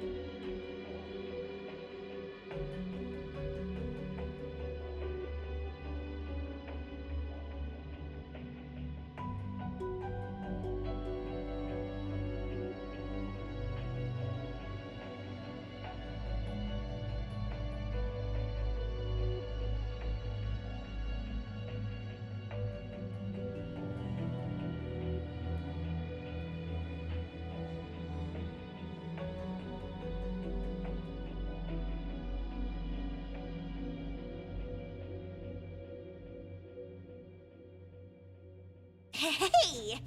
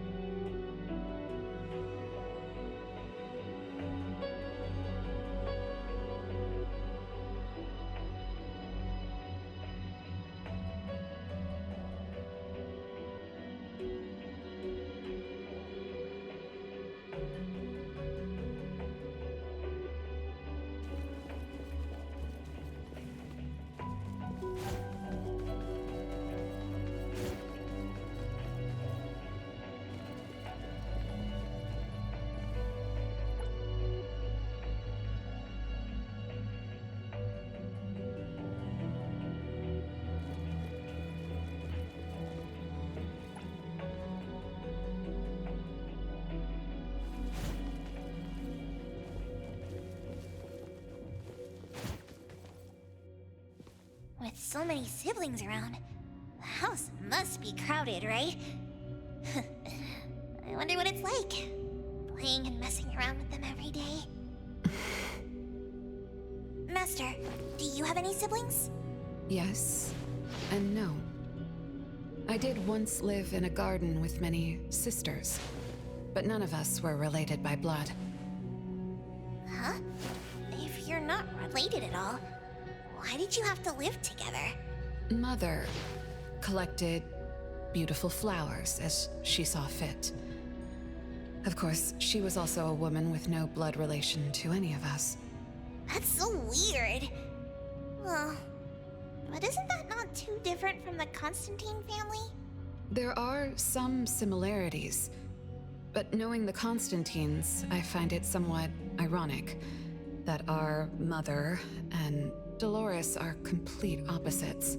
I can sense Lady Dolores' sincere feelings as she cared for her children. Though they are puppets, she treated them as real children. In contrast, the other mother simply manipulated the children she collected into decorative pieces for her own fancy. Master, I don't know what was going on, but I'm glad that you got out of the garden. I think so too.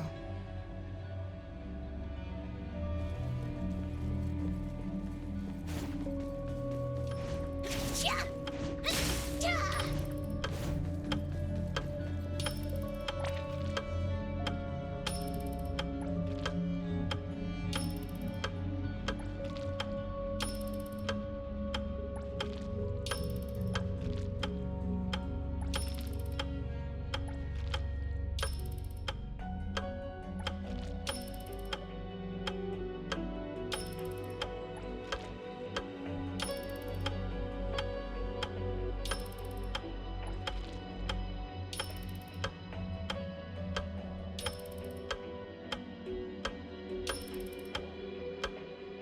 Chances are, Lady Dolores has met her demise.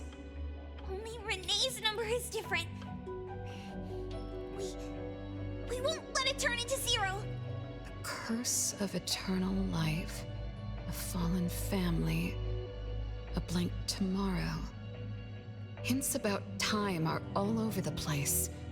Could the numbers represent lifespan? Huh?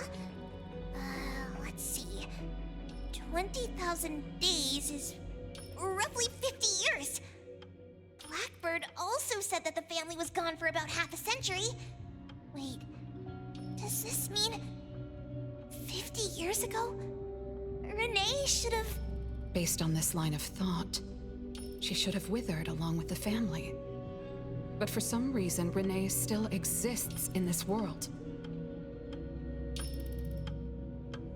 So as the days go by, she's just... racking up life debt? If the debt collector abides by the laws of nature, then I believe you're right. All creatures abide by the laws of nature.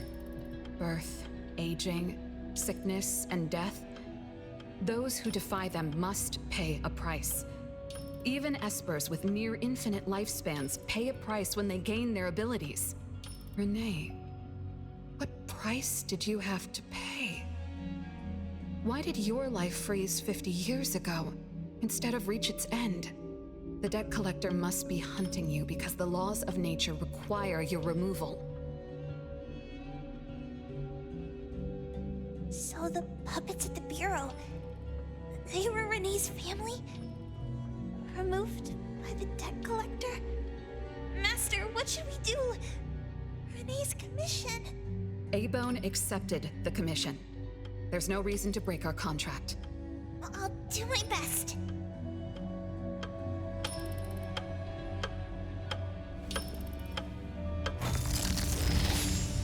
You know? Yes, Mother. Even though you never allowed us to enter the study and never let us touch the registry, I understand. All the siblings, except for Renee, can hear the approaching footsteps of death. Each day we spend with you brings us one day closer to the end. Each day we dispel your solitude takes away another day from us. Isn't that so? It shouldn't be like this.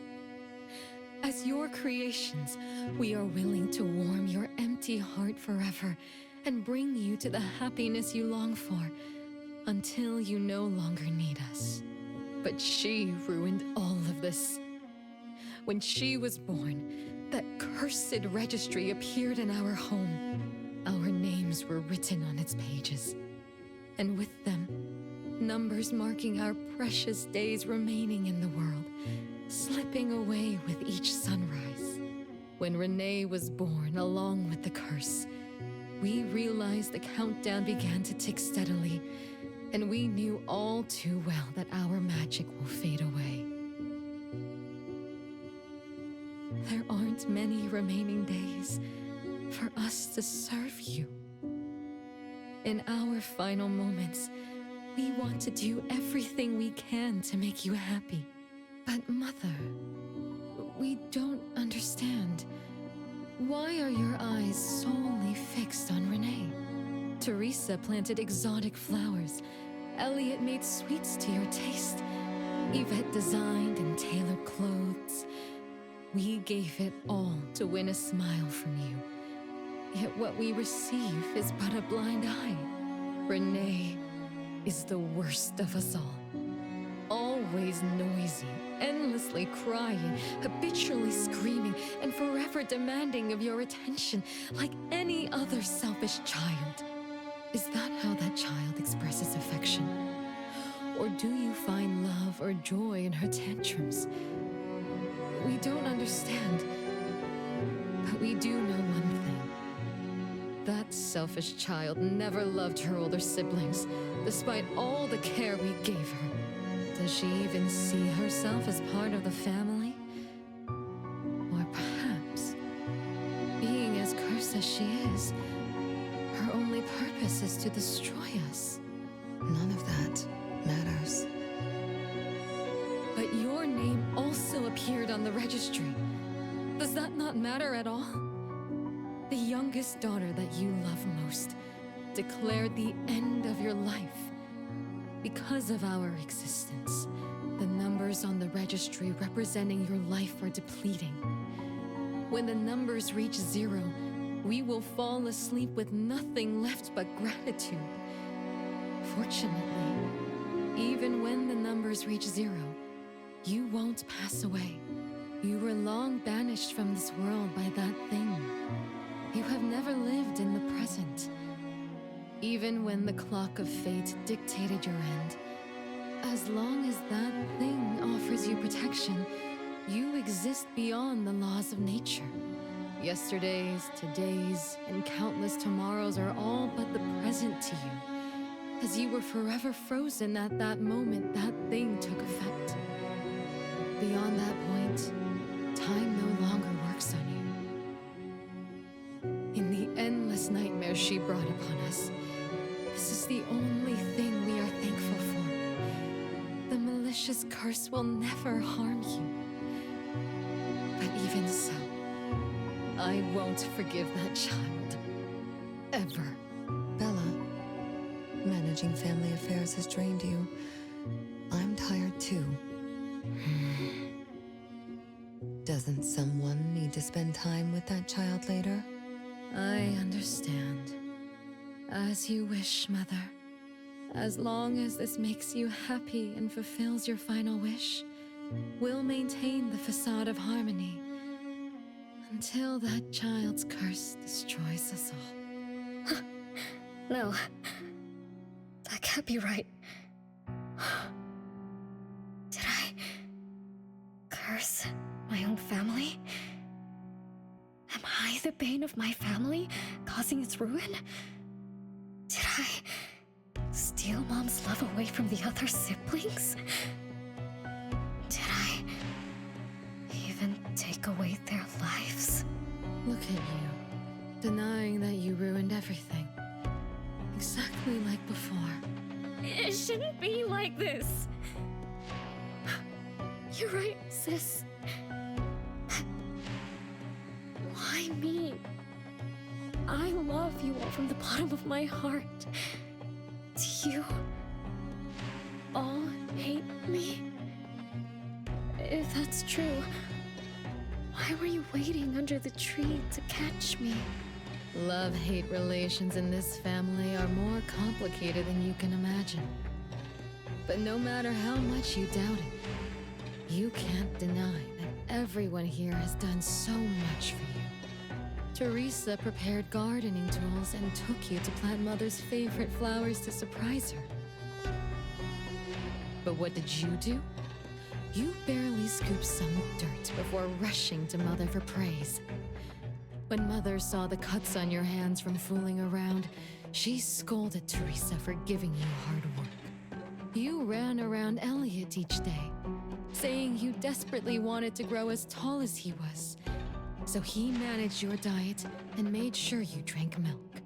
But you, just because he worried you'd get cavities and hid the candy jar on a high shelf, you complained to Mother that your brother was giving you a harsh diet. Every time you fell and tore your clothes, someone would mend them meticulously. Nevertheless, you always ignored their efforts and pestered Mother for new clothes. Mother's wish was to have a harmonious family. We were all trying to fulfill that wish, trying not to ruin anything. It would have been so much easier to pretend and spoil you the way Mother did. We could have created the harmonious family Mother wanted, even if it was just a facade. That would have sufficed.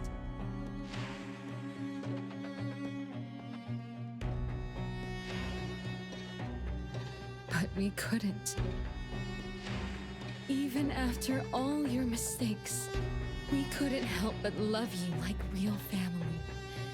You were our most precious little girl. However, in the face of death, in the face of the curse you brought upon us, even the most sincere love wears out. From the moment you were born, we've been shrouded in the shadow of your curse. The most unforgivable thing is, Mother, she who brought us into the world, was the one to pay the ultimate price.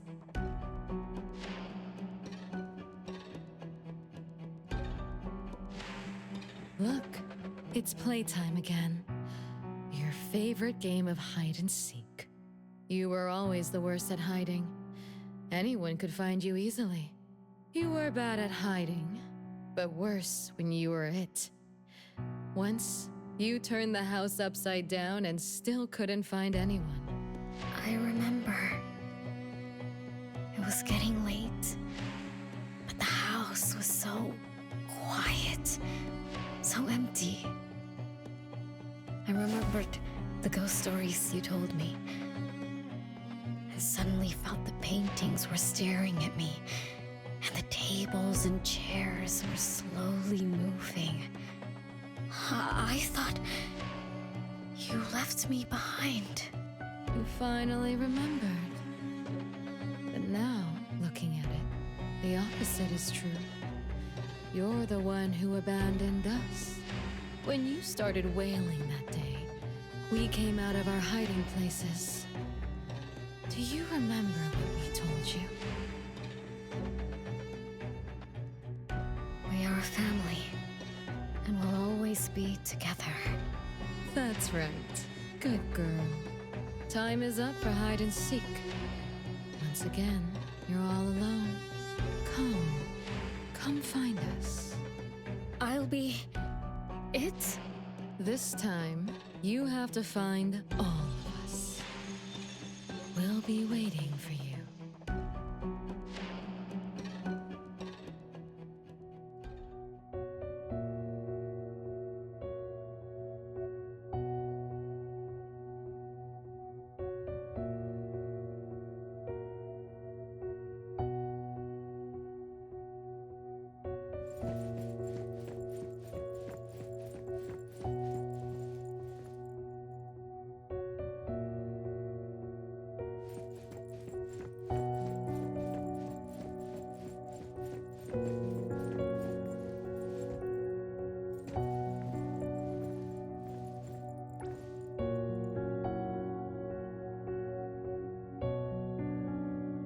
It's a gift from Mom to all of us. I have one too. Though I carry it all the time, I've forgotten where it came from and what it means. Oh, it's so good to be back. I found you. I finally found you. My most important family. Huh? Red letters? It's strange. Mom doesn't like red. Why would something like this be on her clothes?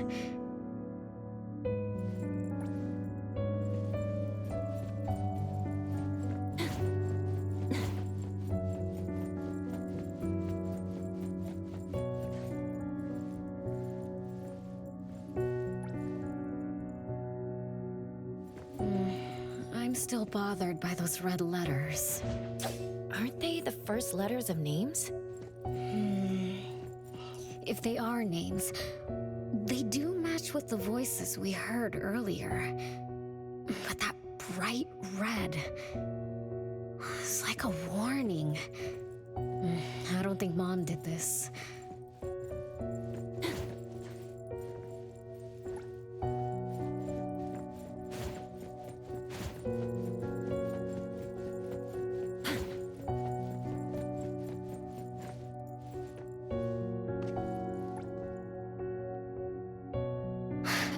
They truly loved me once, which is why now they hate me so much.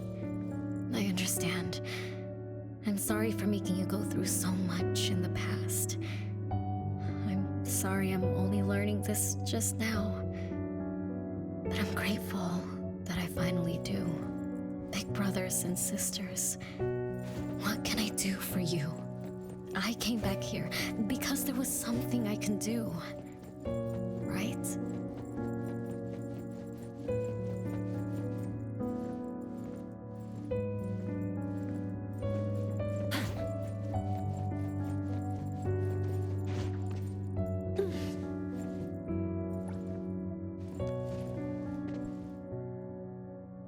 No one found me? Yay! I'm about to win! I already told you I'd win this time. No one will think Renee is hiding here. It's Renee's secret hideout. Who's that? Me? I thought we were it, so we can find my siblings. But why is my childhood self here? Back then, who was actually it? Was it Mom? Wait a second. Are we really seeing the past? I think so. I do remember something like that happened when I was a kid, but I only remembered part of it. What we saw should be the whole thing. Are you really sure this is the whole thing? At least, that really happened. Every small thing I remember confirms that they were real. So those words, all those hurtful words, they were real too. Is that right? Something doesn't add up. Please, follow me.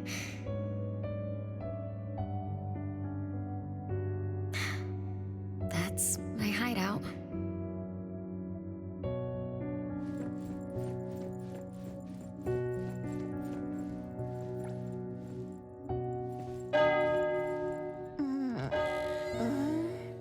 Oh, you found me. Am I the last one to be found? That means I almost won, right? Next time, I'm going to hide somewhere no one can find. Oh, are we going to eat soon? Remember to wash your hands before eating. My big sis and big bro will check. If I don't wash my hands, he'll pinch my cheeks. He always says my cheeks are like the softest dough. He only says that because he wants to pinch them. I'm going back now. Is this the last puppet? No. The last one is here. Look, another letter. R. always carried this puppet around. Why is there a red letter etched to it too? It must mean... You finally arrived, Renee. Yes. Big Sis, I'm back. But you still don't understand. All you did was watch a replay of how our family met our demise. You must have enjoyed how we cursed ones relive our miseries day after day. No, Big Sis, that's not true. The audience, forgetting they were part of the play, denies their sins, as if forgetting would make it all go away. Have you ever wondered why you forgot this home? Forgot us? Were you forced to forget, or were you unwilling to look back?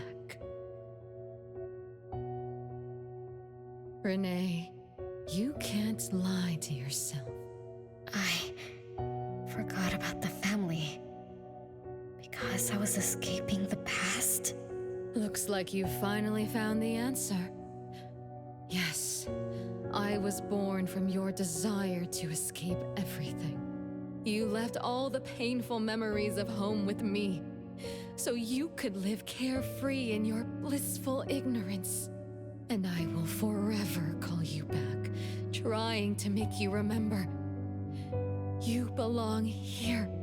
You belong to our family. So one day, you will knock on our door again.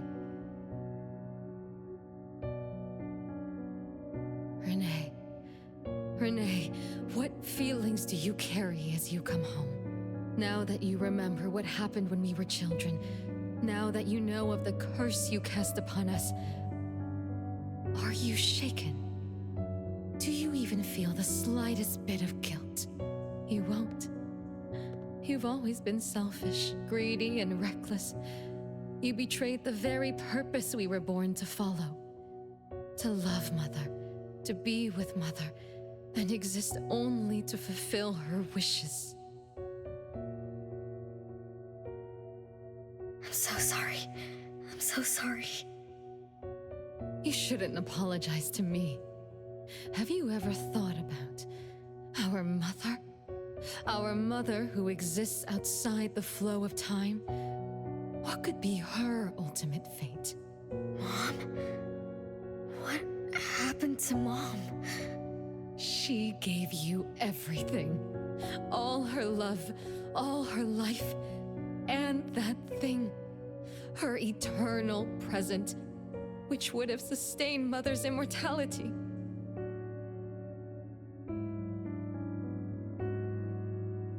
Wait a minute. Big Sis, don't leave! The clock still turns backward. Let's return to the past, to witness that final day of destiny where you are forever frozen. Come then, child of betrayal. I'll be waiting for you on the final stage.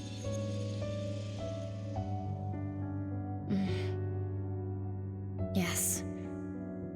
I betrayed this family. I lived in a daze.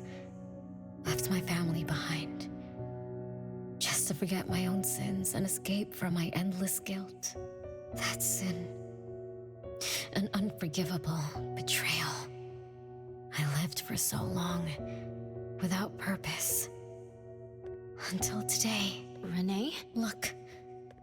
This is the message my siblings left behind. I'm not just the cursed child. I also betrayed this home. Betrayed everyone. Betrayed Mom. But my family is still calling out to me. I still have a chance, right? If only I could go back to the past. Back to that last day at home. There's only 2 hours left. I need to find a solution soon. I should talk to Renee about what just happened. 7 o'clock. Time for dinner. Renee, wait. Where are you going to? Oh, hurry, hurry. The food's getting cold. Food getting cold? I can't keep Mom waiting for too long. I can't make her sad. Renee? That is not allowed. Absolutely not. I can't get to Renee. She's completely lost in the past. Let me organize the clues I've gathered so far. Could the curse in this family be the rule-based anomaly that attacks Renee every night? After all, Renee and her siblings likely aren't entities that abide by the laws of nature. It does make sense to be targeted for that reason. But if that's the case, why does the anomaly only appear when Renee wakes up? Shouldn't the anomaly that enforces the laws of nature have appeared with the first child? Can we really trust this, Bella?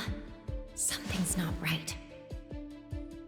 Also, why does the puppet Renee carries also have a red letter on it? Are these things caused by the anomalous realm?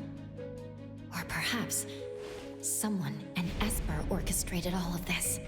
Is that Bella really a shadow from the past? Anyway, I should catch up with Renee.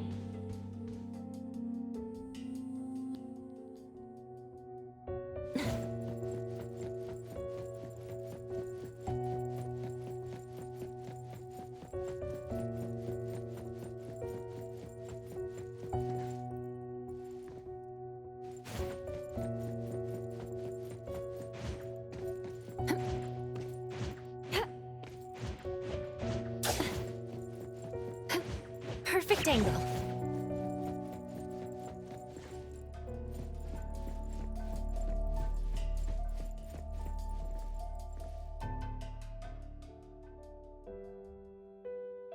What's wrong, Renee? You haven't eaten much. Big Bro's cooking is great.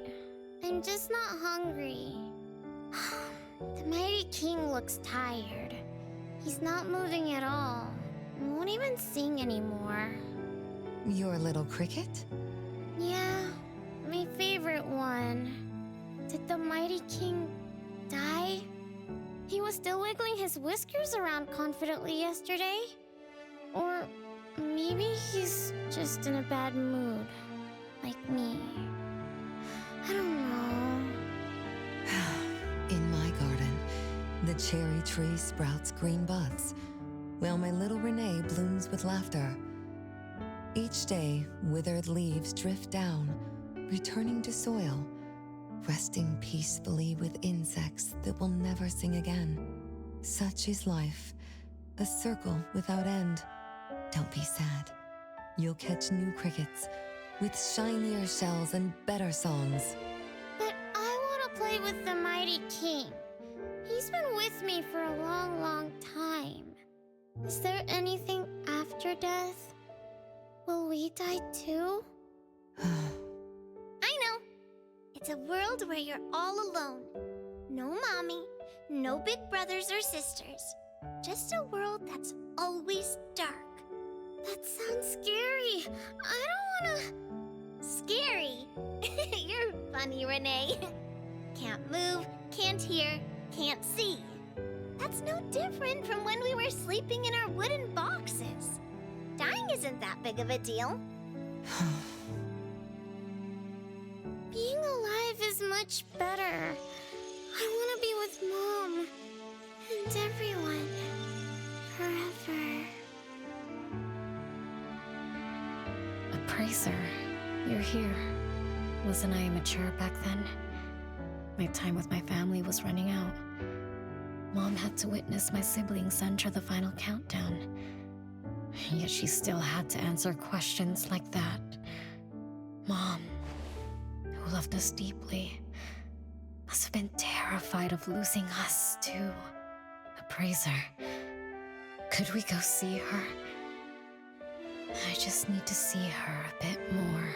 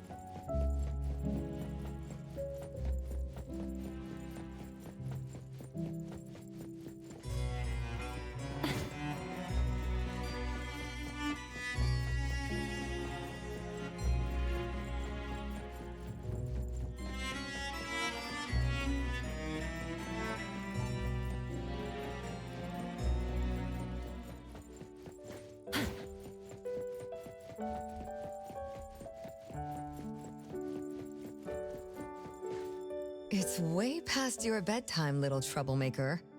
I can't sleep. Oh, still feeling sad about the mighty king?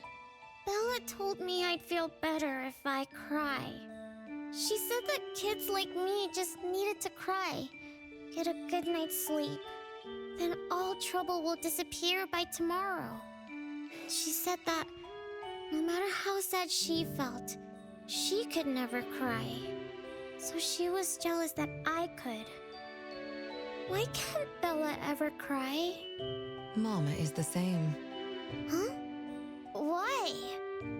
Is it because you are grown-ups? Because grown-ups are strong? Mom and Sis work so hard for every chore in the house. I want to grow up soon to help you. I'll grow as tall as Mom wants. Oh, if you want to grow tall soon, you can't be picky about food. No, I don't want to eat green peas. All right now, Mama will tell you a story and put you to bed. You'll grow fast as long as you sleep, okay? Are you continuing yesterday's story? No, tonight I'm telling you a story that no one has ever heard before. Once upon a time, there was a carpenter living in the royal city. Her skill was beyond compare. People said she had the magic to breathe life into wood.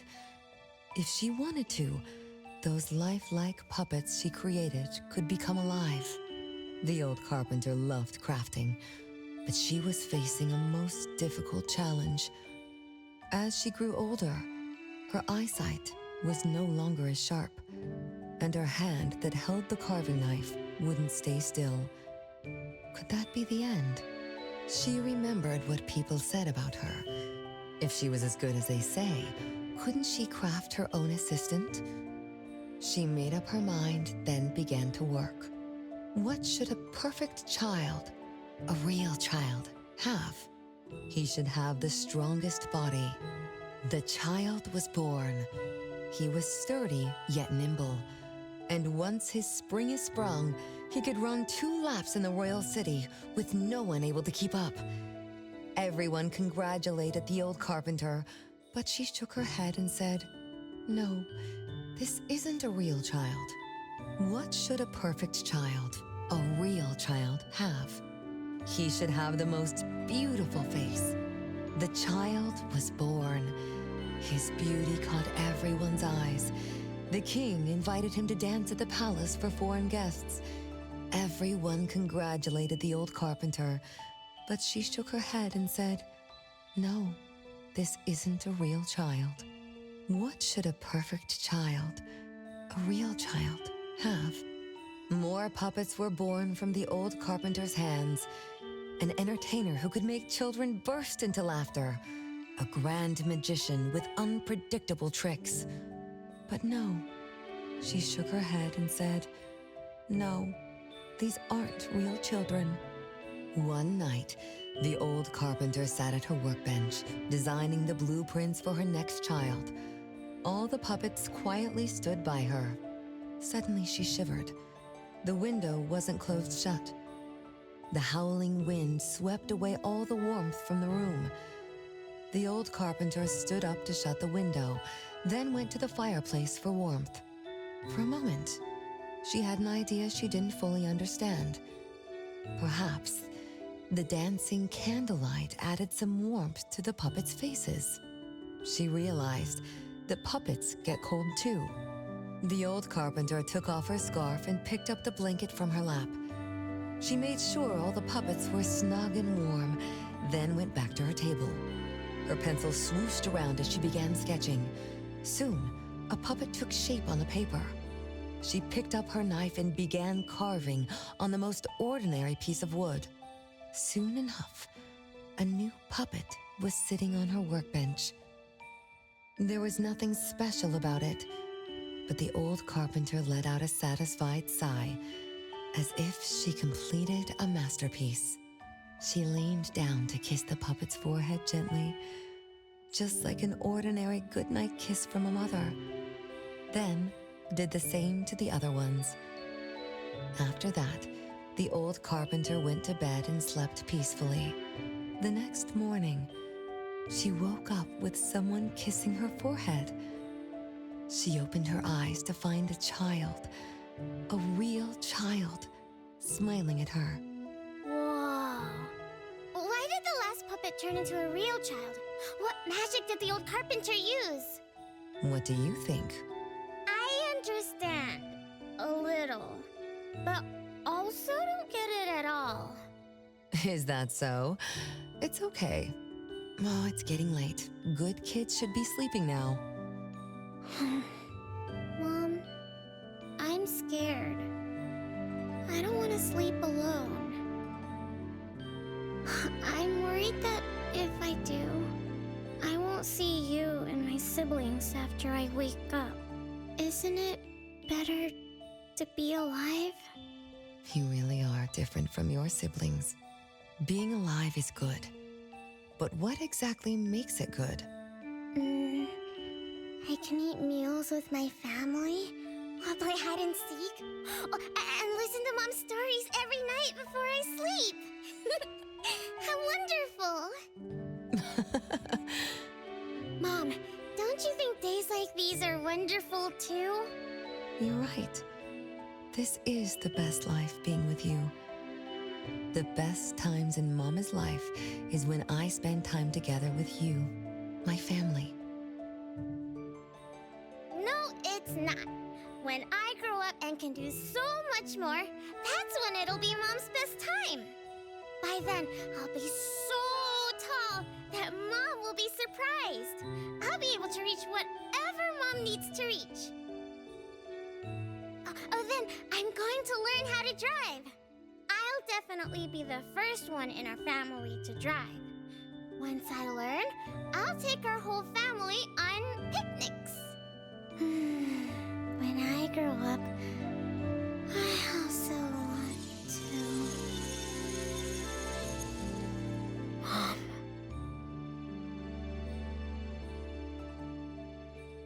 Live. Live forever and ever. Do you remember now? That most selfish and greedy wish you made to our mother. With our death sentence, we should have turned back into puppets over 50 years ago. Have you ever wondered why you've been able to escape the debt collector until today? That's the secret that granted eternal life. The secret that froze Mother's body and soul at that very moment. And the price she paid for this eternal moment. Exiling herself out of the mortal world, living without worry or care, without joy or sorrow, without thought or feeling. She should have been enjoying her unmoving life, and we should have been nothing but puppets she made on a whim, with the sole purpose to serve as her children. All we had to do was live under Mother's roof, love her, be loyal to her, and fulfill all her wishes. It should have been that way, even when faced with the registry, faced with the curse you invited. All we could do was to give everything we got and do our best to fulfill our mission until the countdown ends. But what about you? You endlessly sought for Mother's attention, affection, and everything she could possibly give. Now tell me, on that final night, what did you wish from Mother? I told her I wanted to grow up fast. That's right, honest child. And then?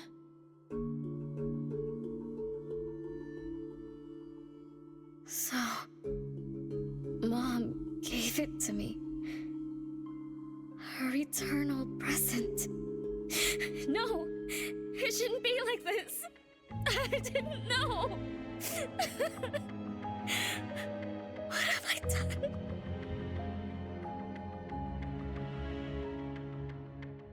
Renee, it's not like that. Yes, the eternal present that should have protected Mother is now in your eyes. You didn't just betray us, but also the person who loved you most. So tell me, how does that make you feel? Guilt? Regret? But you don't need to apologize to me.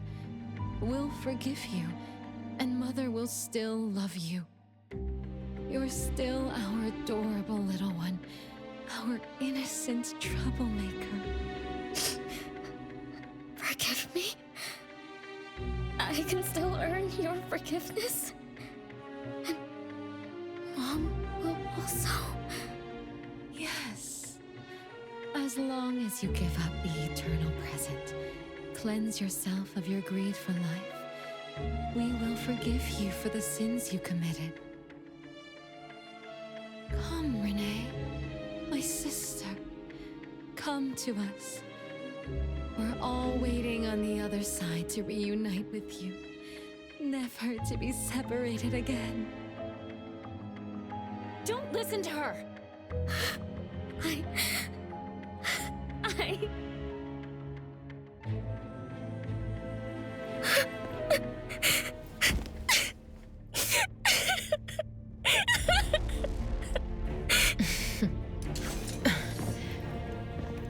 Who exactly are you?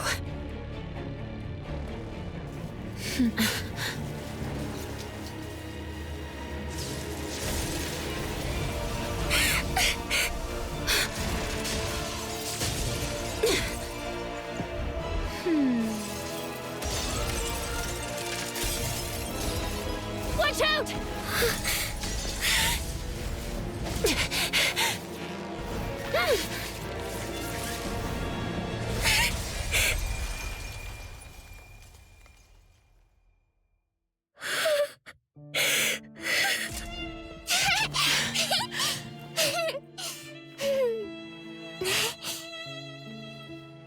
Remember to get to bed early and eat your veggies.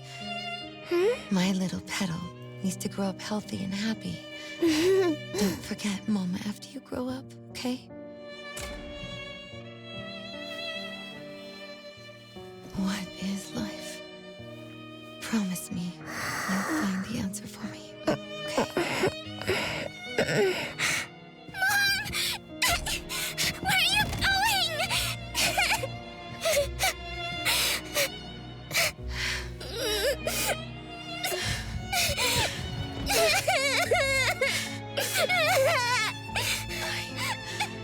I don't need you anymore.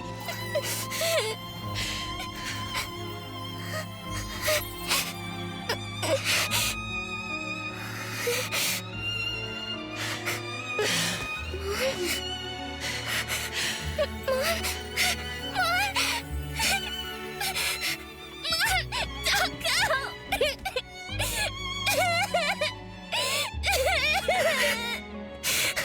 It's all my fault. It's all because of me that Mom... No! I don't want this! See?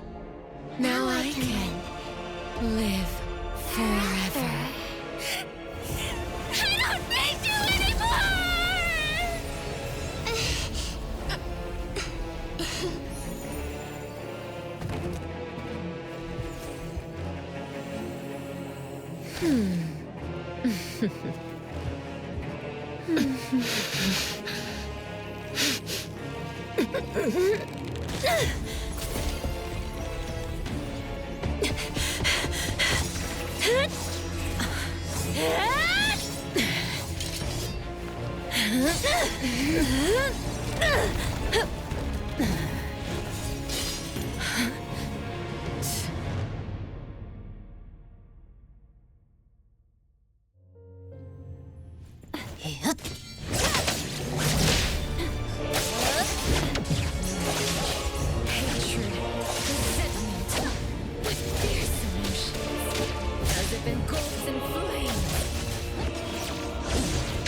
Not too difficult.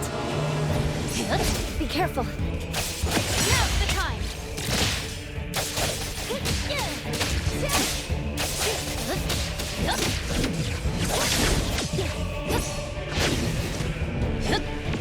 Perfect timing! Big splinter and fracture!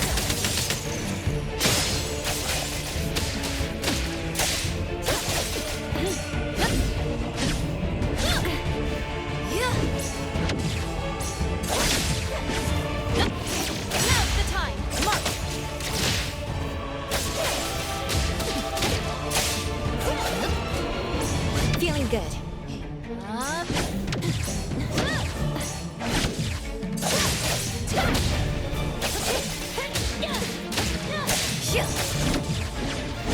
It's fine. Perfect time.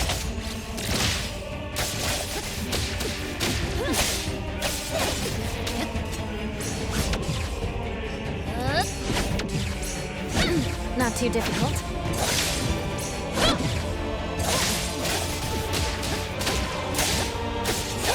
Feeling good.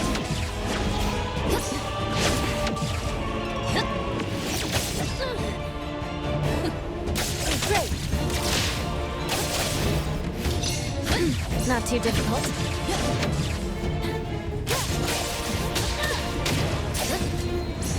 Feeling good.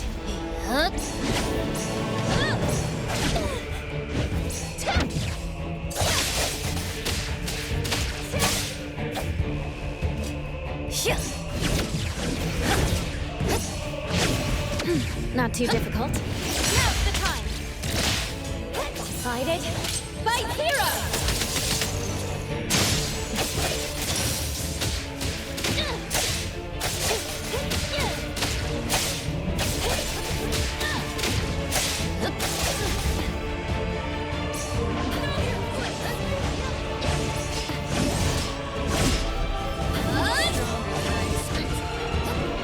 Let me show you something.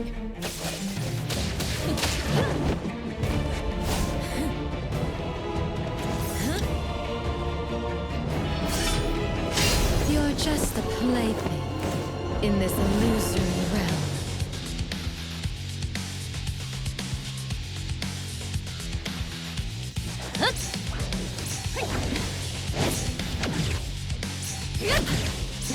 Feeling good. Entertain me with Be your careful. struggles. Once I'm born, I'll bury you in this scarlet floors.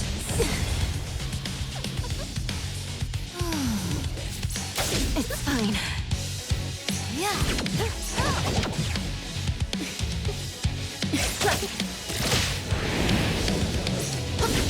Not too difficult.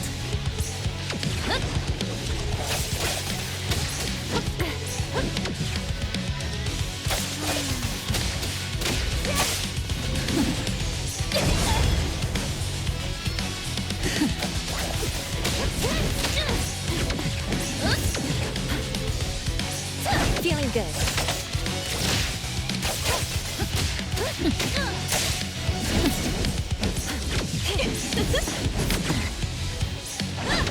Not too difficult. Be careful. My mistake. Big splinter and fracture.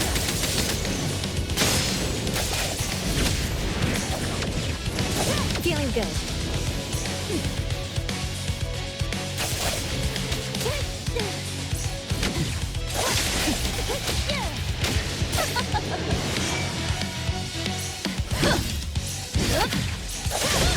Not too difficult.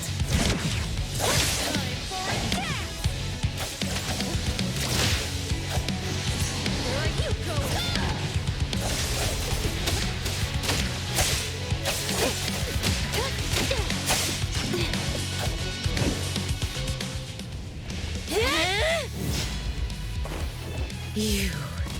I won't let you do this! Such arrogance!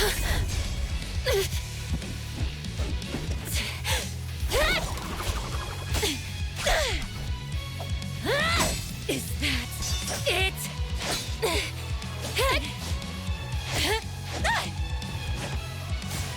Come again! As you wish! Interesting. Unfortunately, this is the end! Cower before me!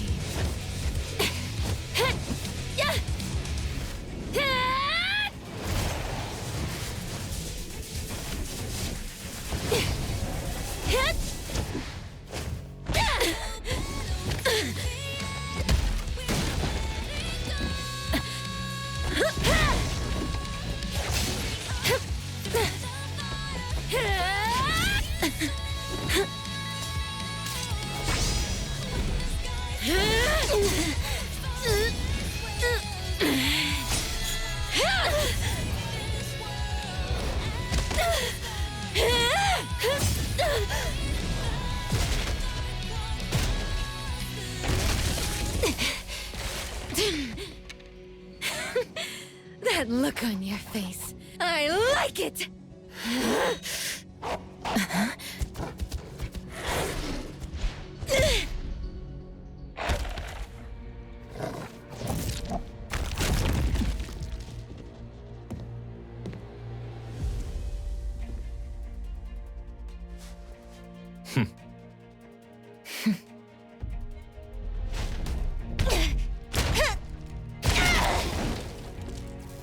So you're the one behind all this!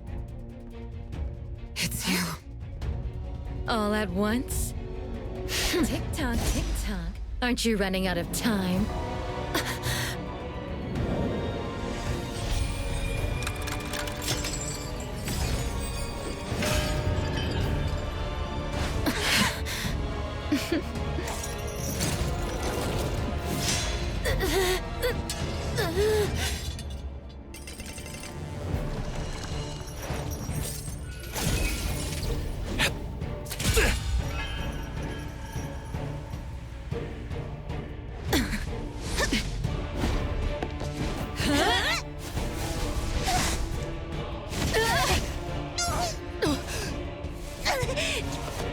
You're slower, Daffodil. Is this little cutie distracting you? I wonder when she dies, she'd be just as charming!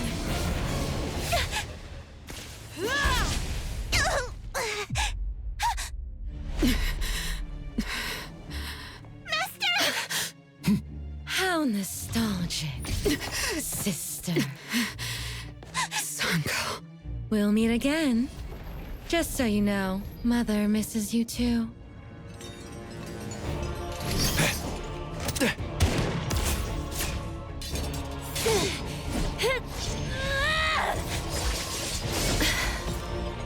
Daffodil! I'm fine.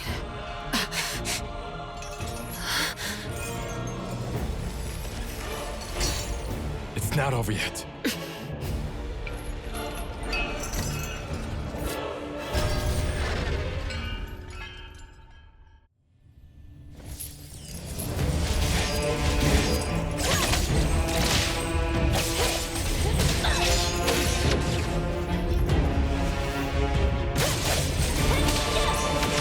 Not too difficult.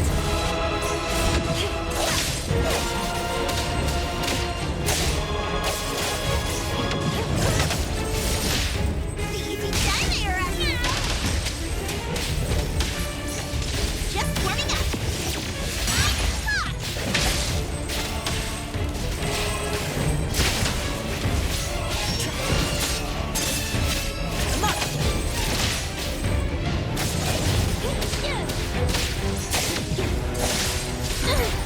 My mistake. Feeling good.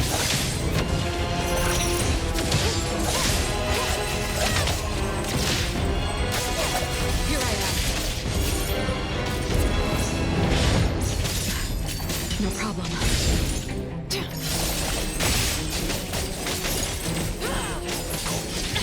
Thousand eyes, awaken!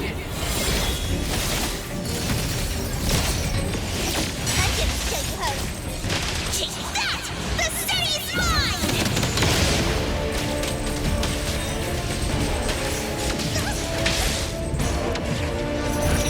Can't touch this!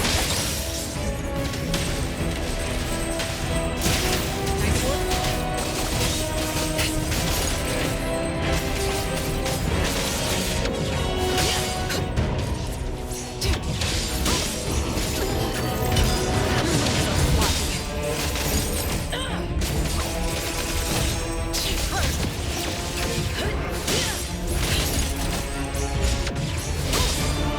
Let me take off. Let's finish this.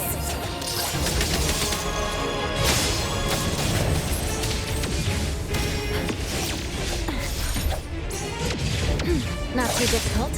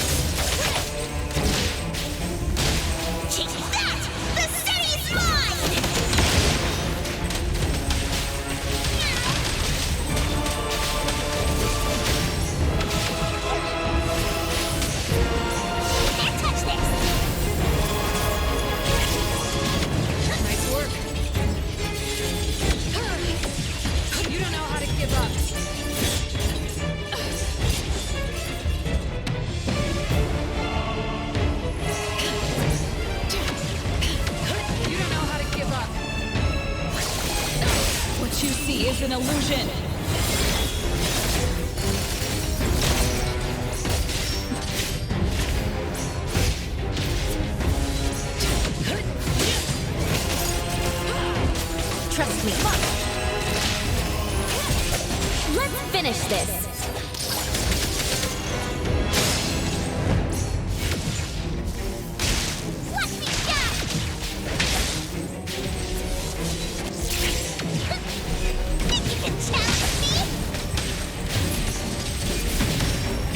I will see through the Nexus.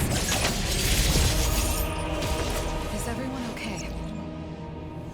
I'm fine, but Daffodil, are you okay? Master got hurt the worst, and it's all because of me. I'm fine, really. It's good that you're okay. Renee's unharmed too. Just dizzy from breaking free of the anomaly spell. Unfortunately, Zanko got away. She's the core member of the criminal organization, the Scarlet Letter. And a report for the puppetization case. That's gonna be a lot of paperwork. Thanks to everyone from A-Bone. The Bureau will continue to investigate into the aftermath of the issue between the debt collector and the Constantine family. Tomorrow morning, I want those who know anything about the Scarlet Letter at the Bureau. We need to have a proper chat. Daffodil? I shouldn't need to fetch you at A-Bone, right? I see. Says who? Master deserves some rest tomorrow. Natalie, appraiser.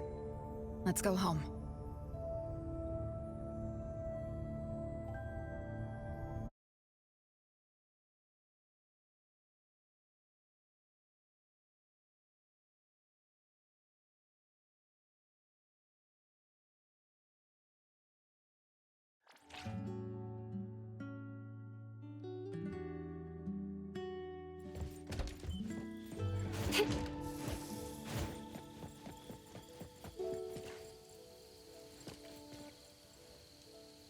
How are your wounds? You should rest earlier tonight. It'll be fine soon. And how are you? Are you okay? Her Esper ability can affect people's minds through auditory and visual hallucinations. I see. So all the stuff Renee and I saw were illusions layered on top of the debt collector's anomalous realm. Or rather, an illusory world tailor-made to her understanding of Renee, after thoroughly excavating Renee's thoughts and feelings. In other words, Zanko used her Esper ability to alter the family's history, making Renee believe she was responsible for her family's deaths, leading her to voluntarily give up her eternal present. The eternal present probably requires the owner's verbal consent before it can detach itself. An anomaly that can grant its host immortality must be incredibly rare. The Scarlet Letter has acquired more than one rare anomaly. The incident at the Abisu auction was also their doing. With these reckless hits, it's like the Scarlet Letter is announcing their arrival at Hetero. This is just what their leader, Madame T, will do to demonstrate her superiority. Madame T? Is she the mother Zanko spoke of? When she said, "Mother misses you too," could it be... I should have killed her back then. So Zanko used Scarlet Letters to spell betrayer. She could be considered my adoptive mother. I don't deny that she gave me the first home I knew of. It's true. I was once a member of the Scarlet Letter. No wonder Chaos spoke like that. He must have known that Daffodil was a member of the Scarlet Letter, the criminal organization he's pursuing. So Zanko went through all this trouble just to get the Bureau's attention? Hey, what matters now is that you're Daffodil from the A-Bone Antique Shop.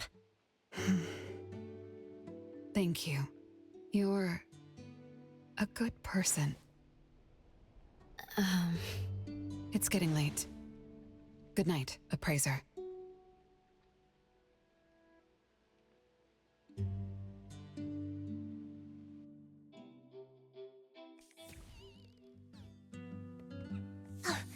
Appraiser, have you seen Master? Daffodil isn't here? She's been gone this morning, and hasn't come back. Maybe she's assisting the Bureau. For that long? We're here. The Abone Antique Shop. Appraiser, Natalie. Good morning. Renee! How are you feeling? And this is... This is Linko from ETD6. Oh, so Chaos is sending Renee over to ETD6 to take care of. Hello there. Take care of? We were just going in the same direction. Linko also has something to do at Abone, so I gave her a ride when we left the bureau. Linko, you have some business here? Mm-hmm. I do have stuff to do. What are you up to?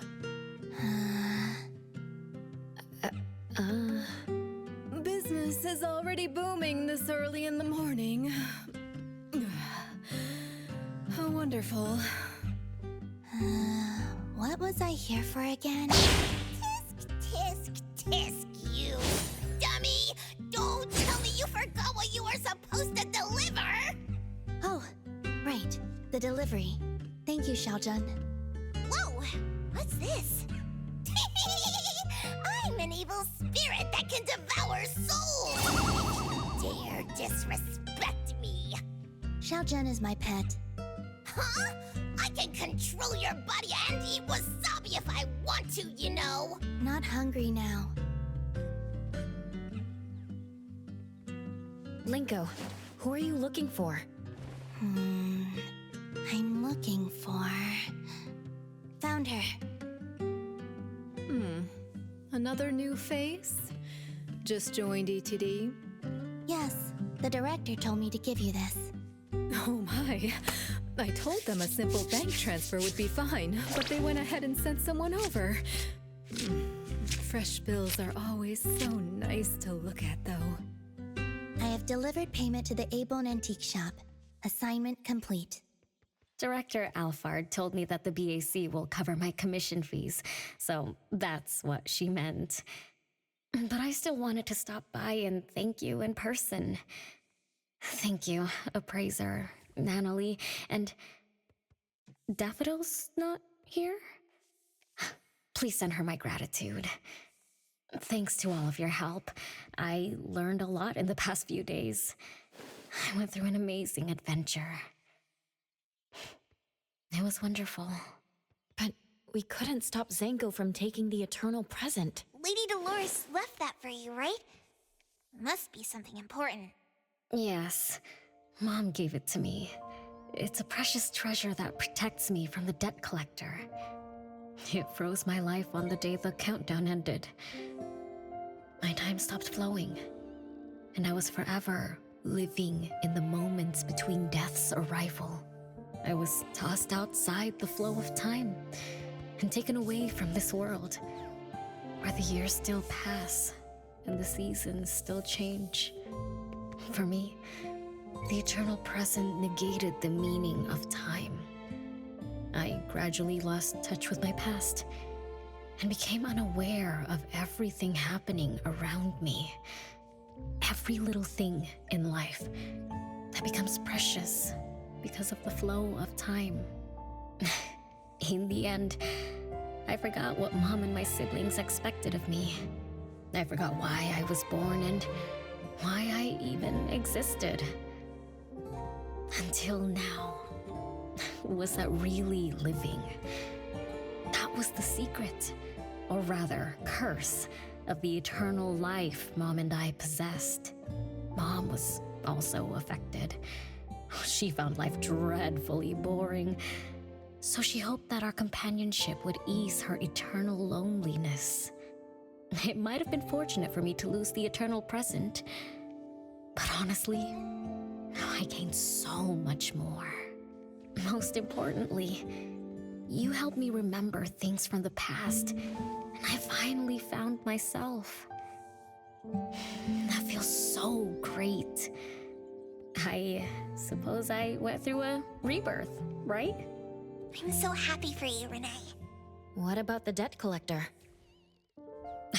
Don't worry, I have a solution. Well, in addition, to make the most of this precious rebirth, I've decided to travel around the world.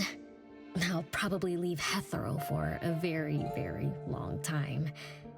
So for each and every day ahead, I wish you good morning, good afternoon, and good evening.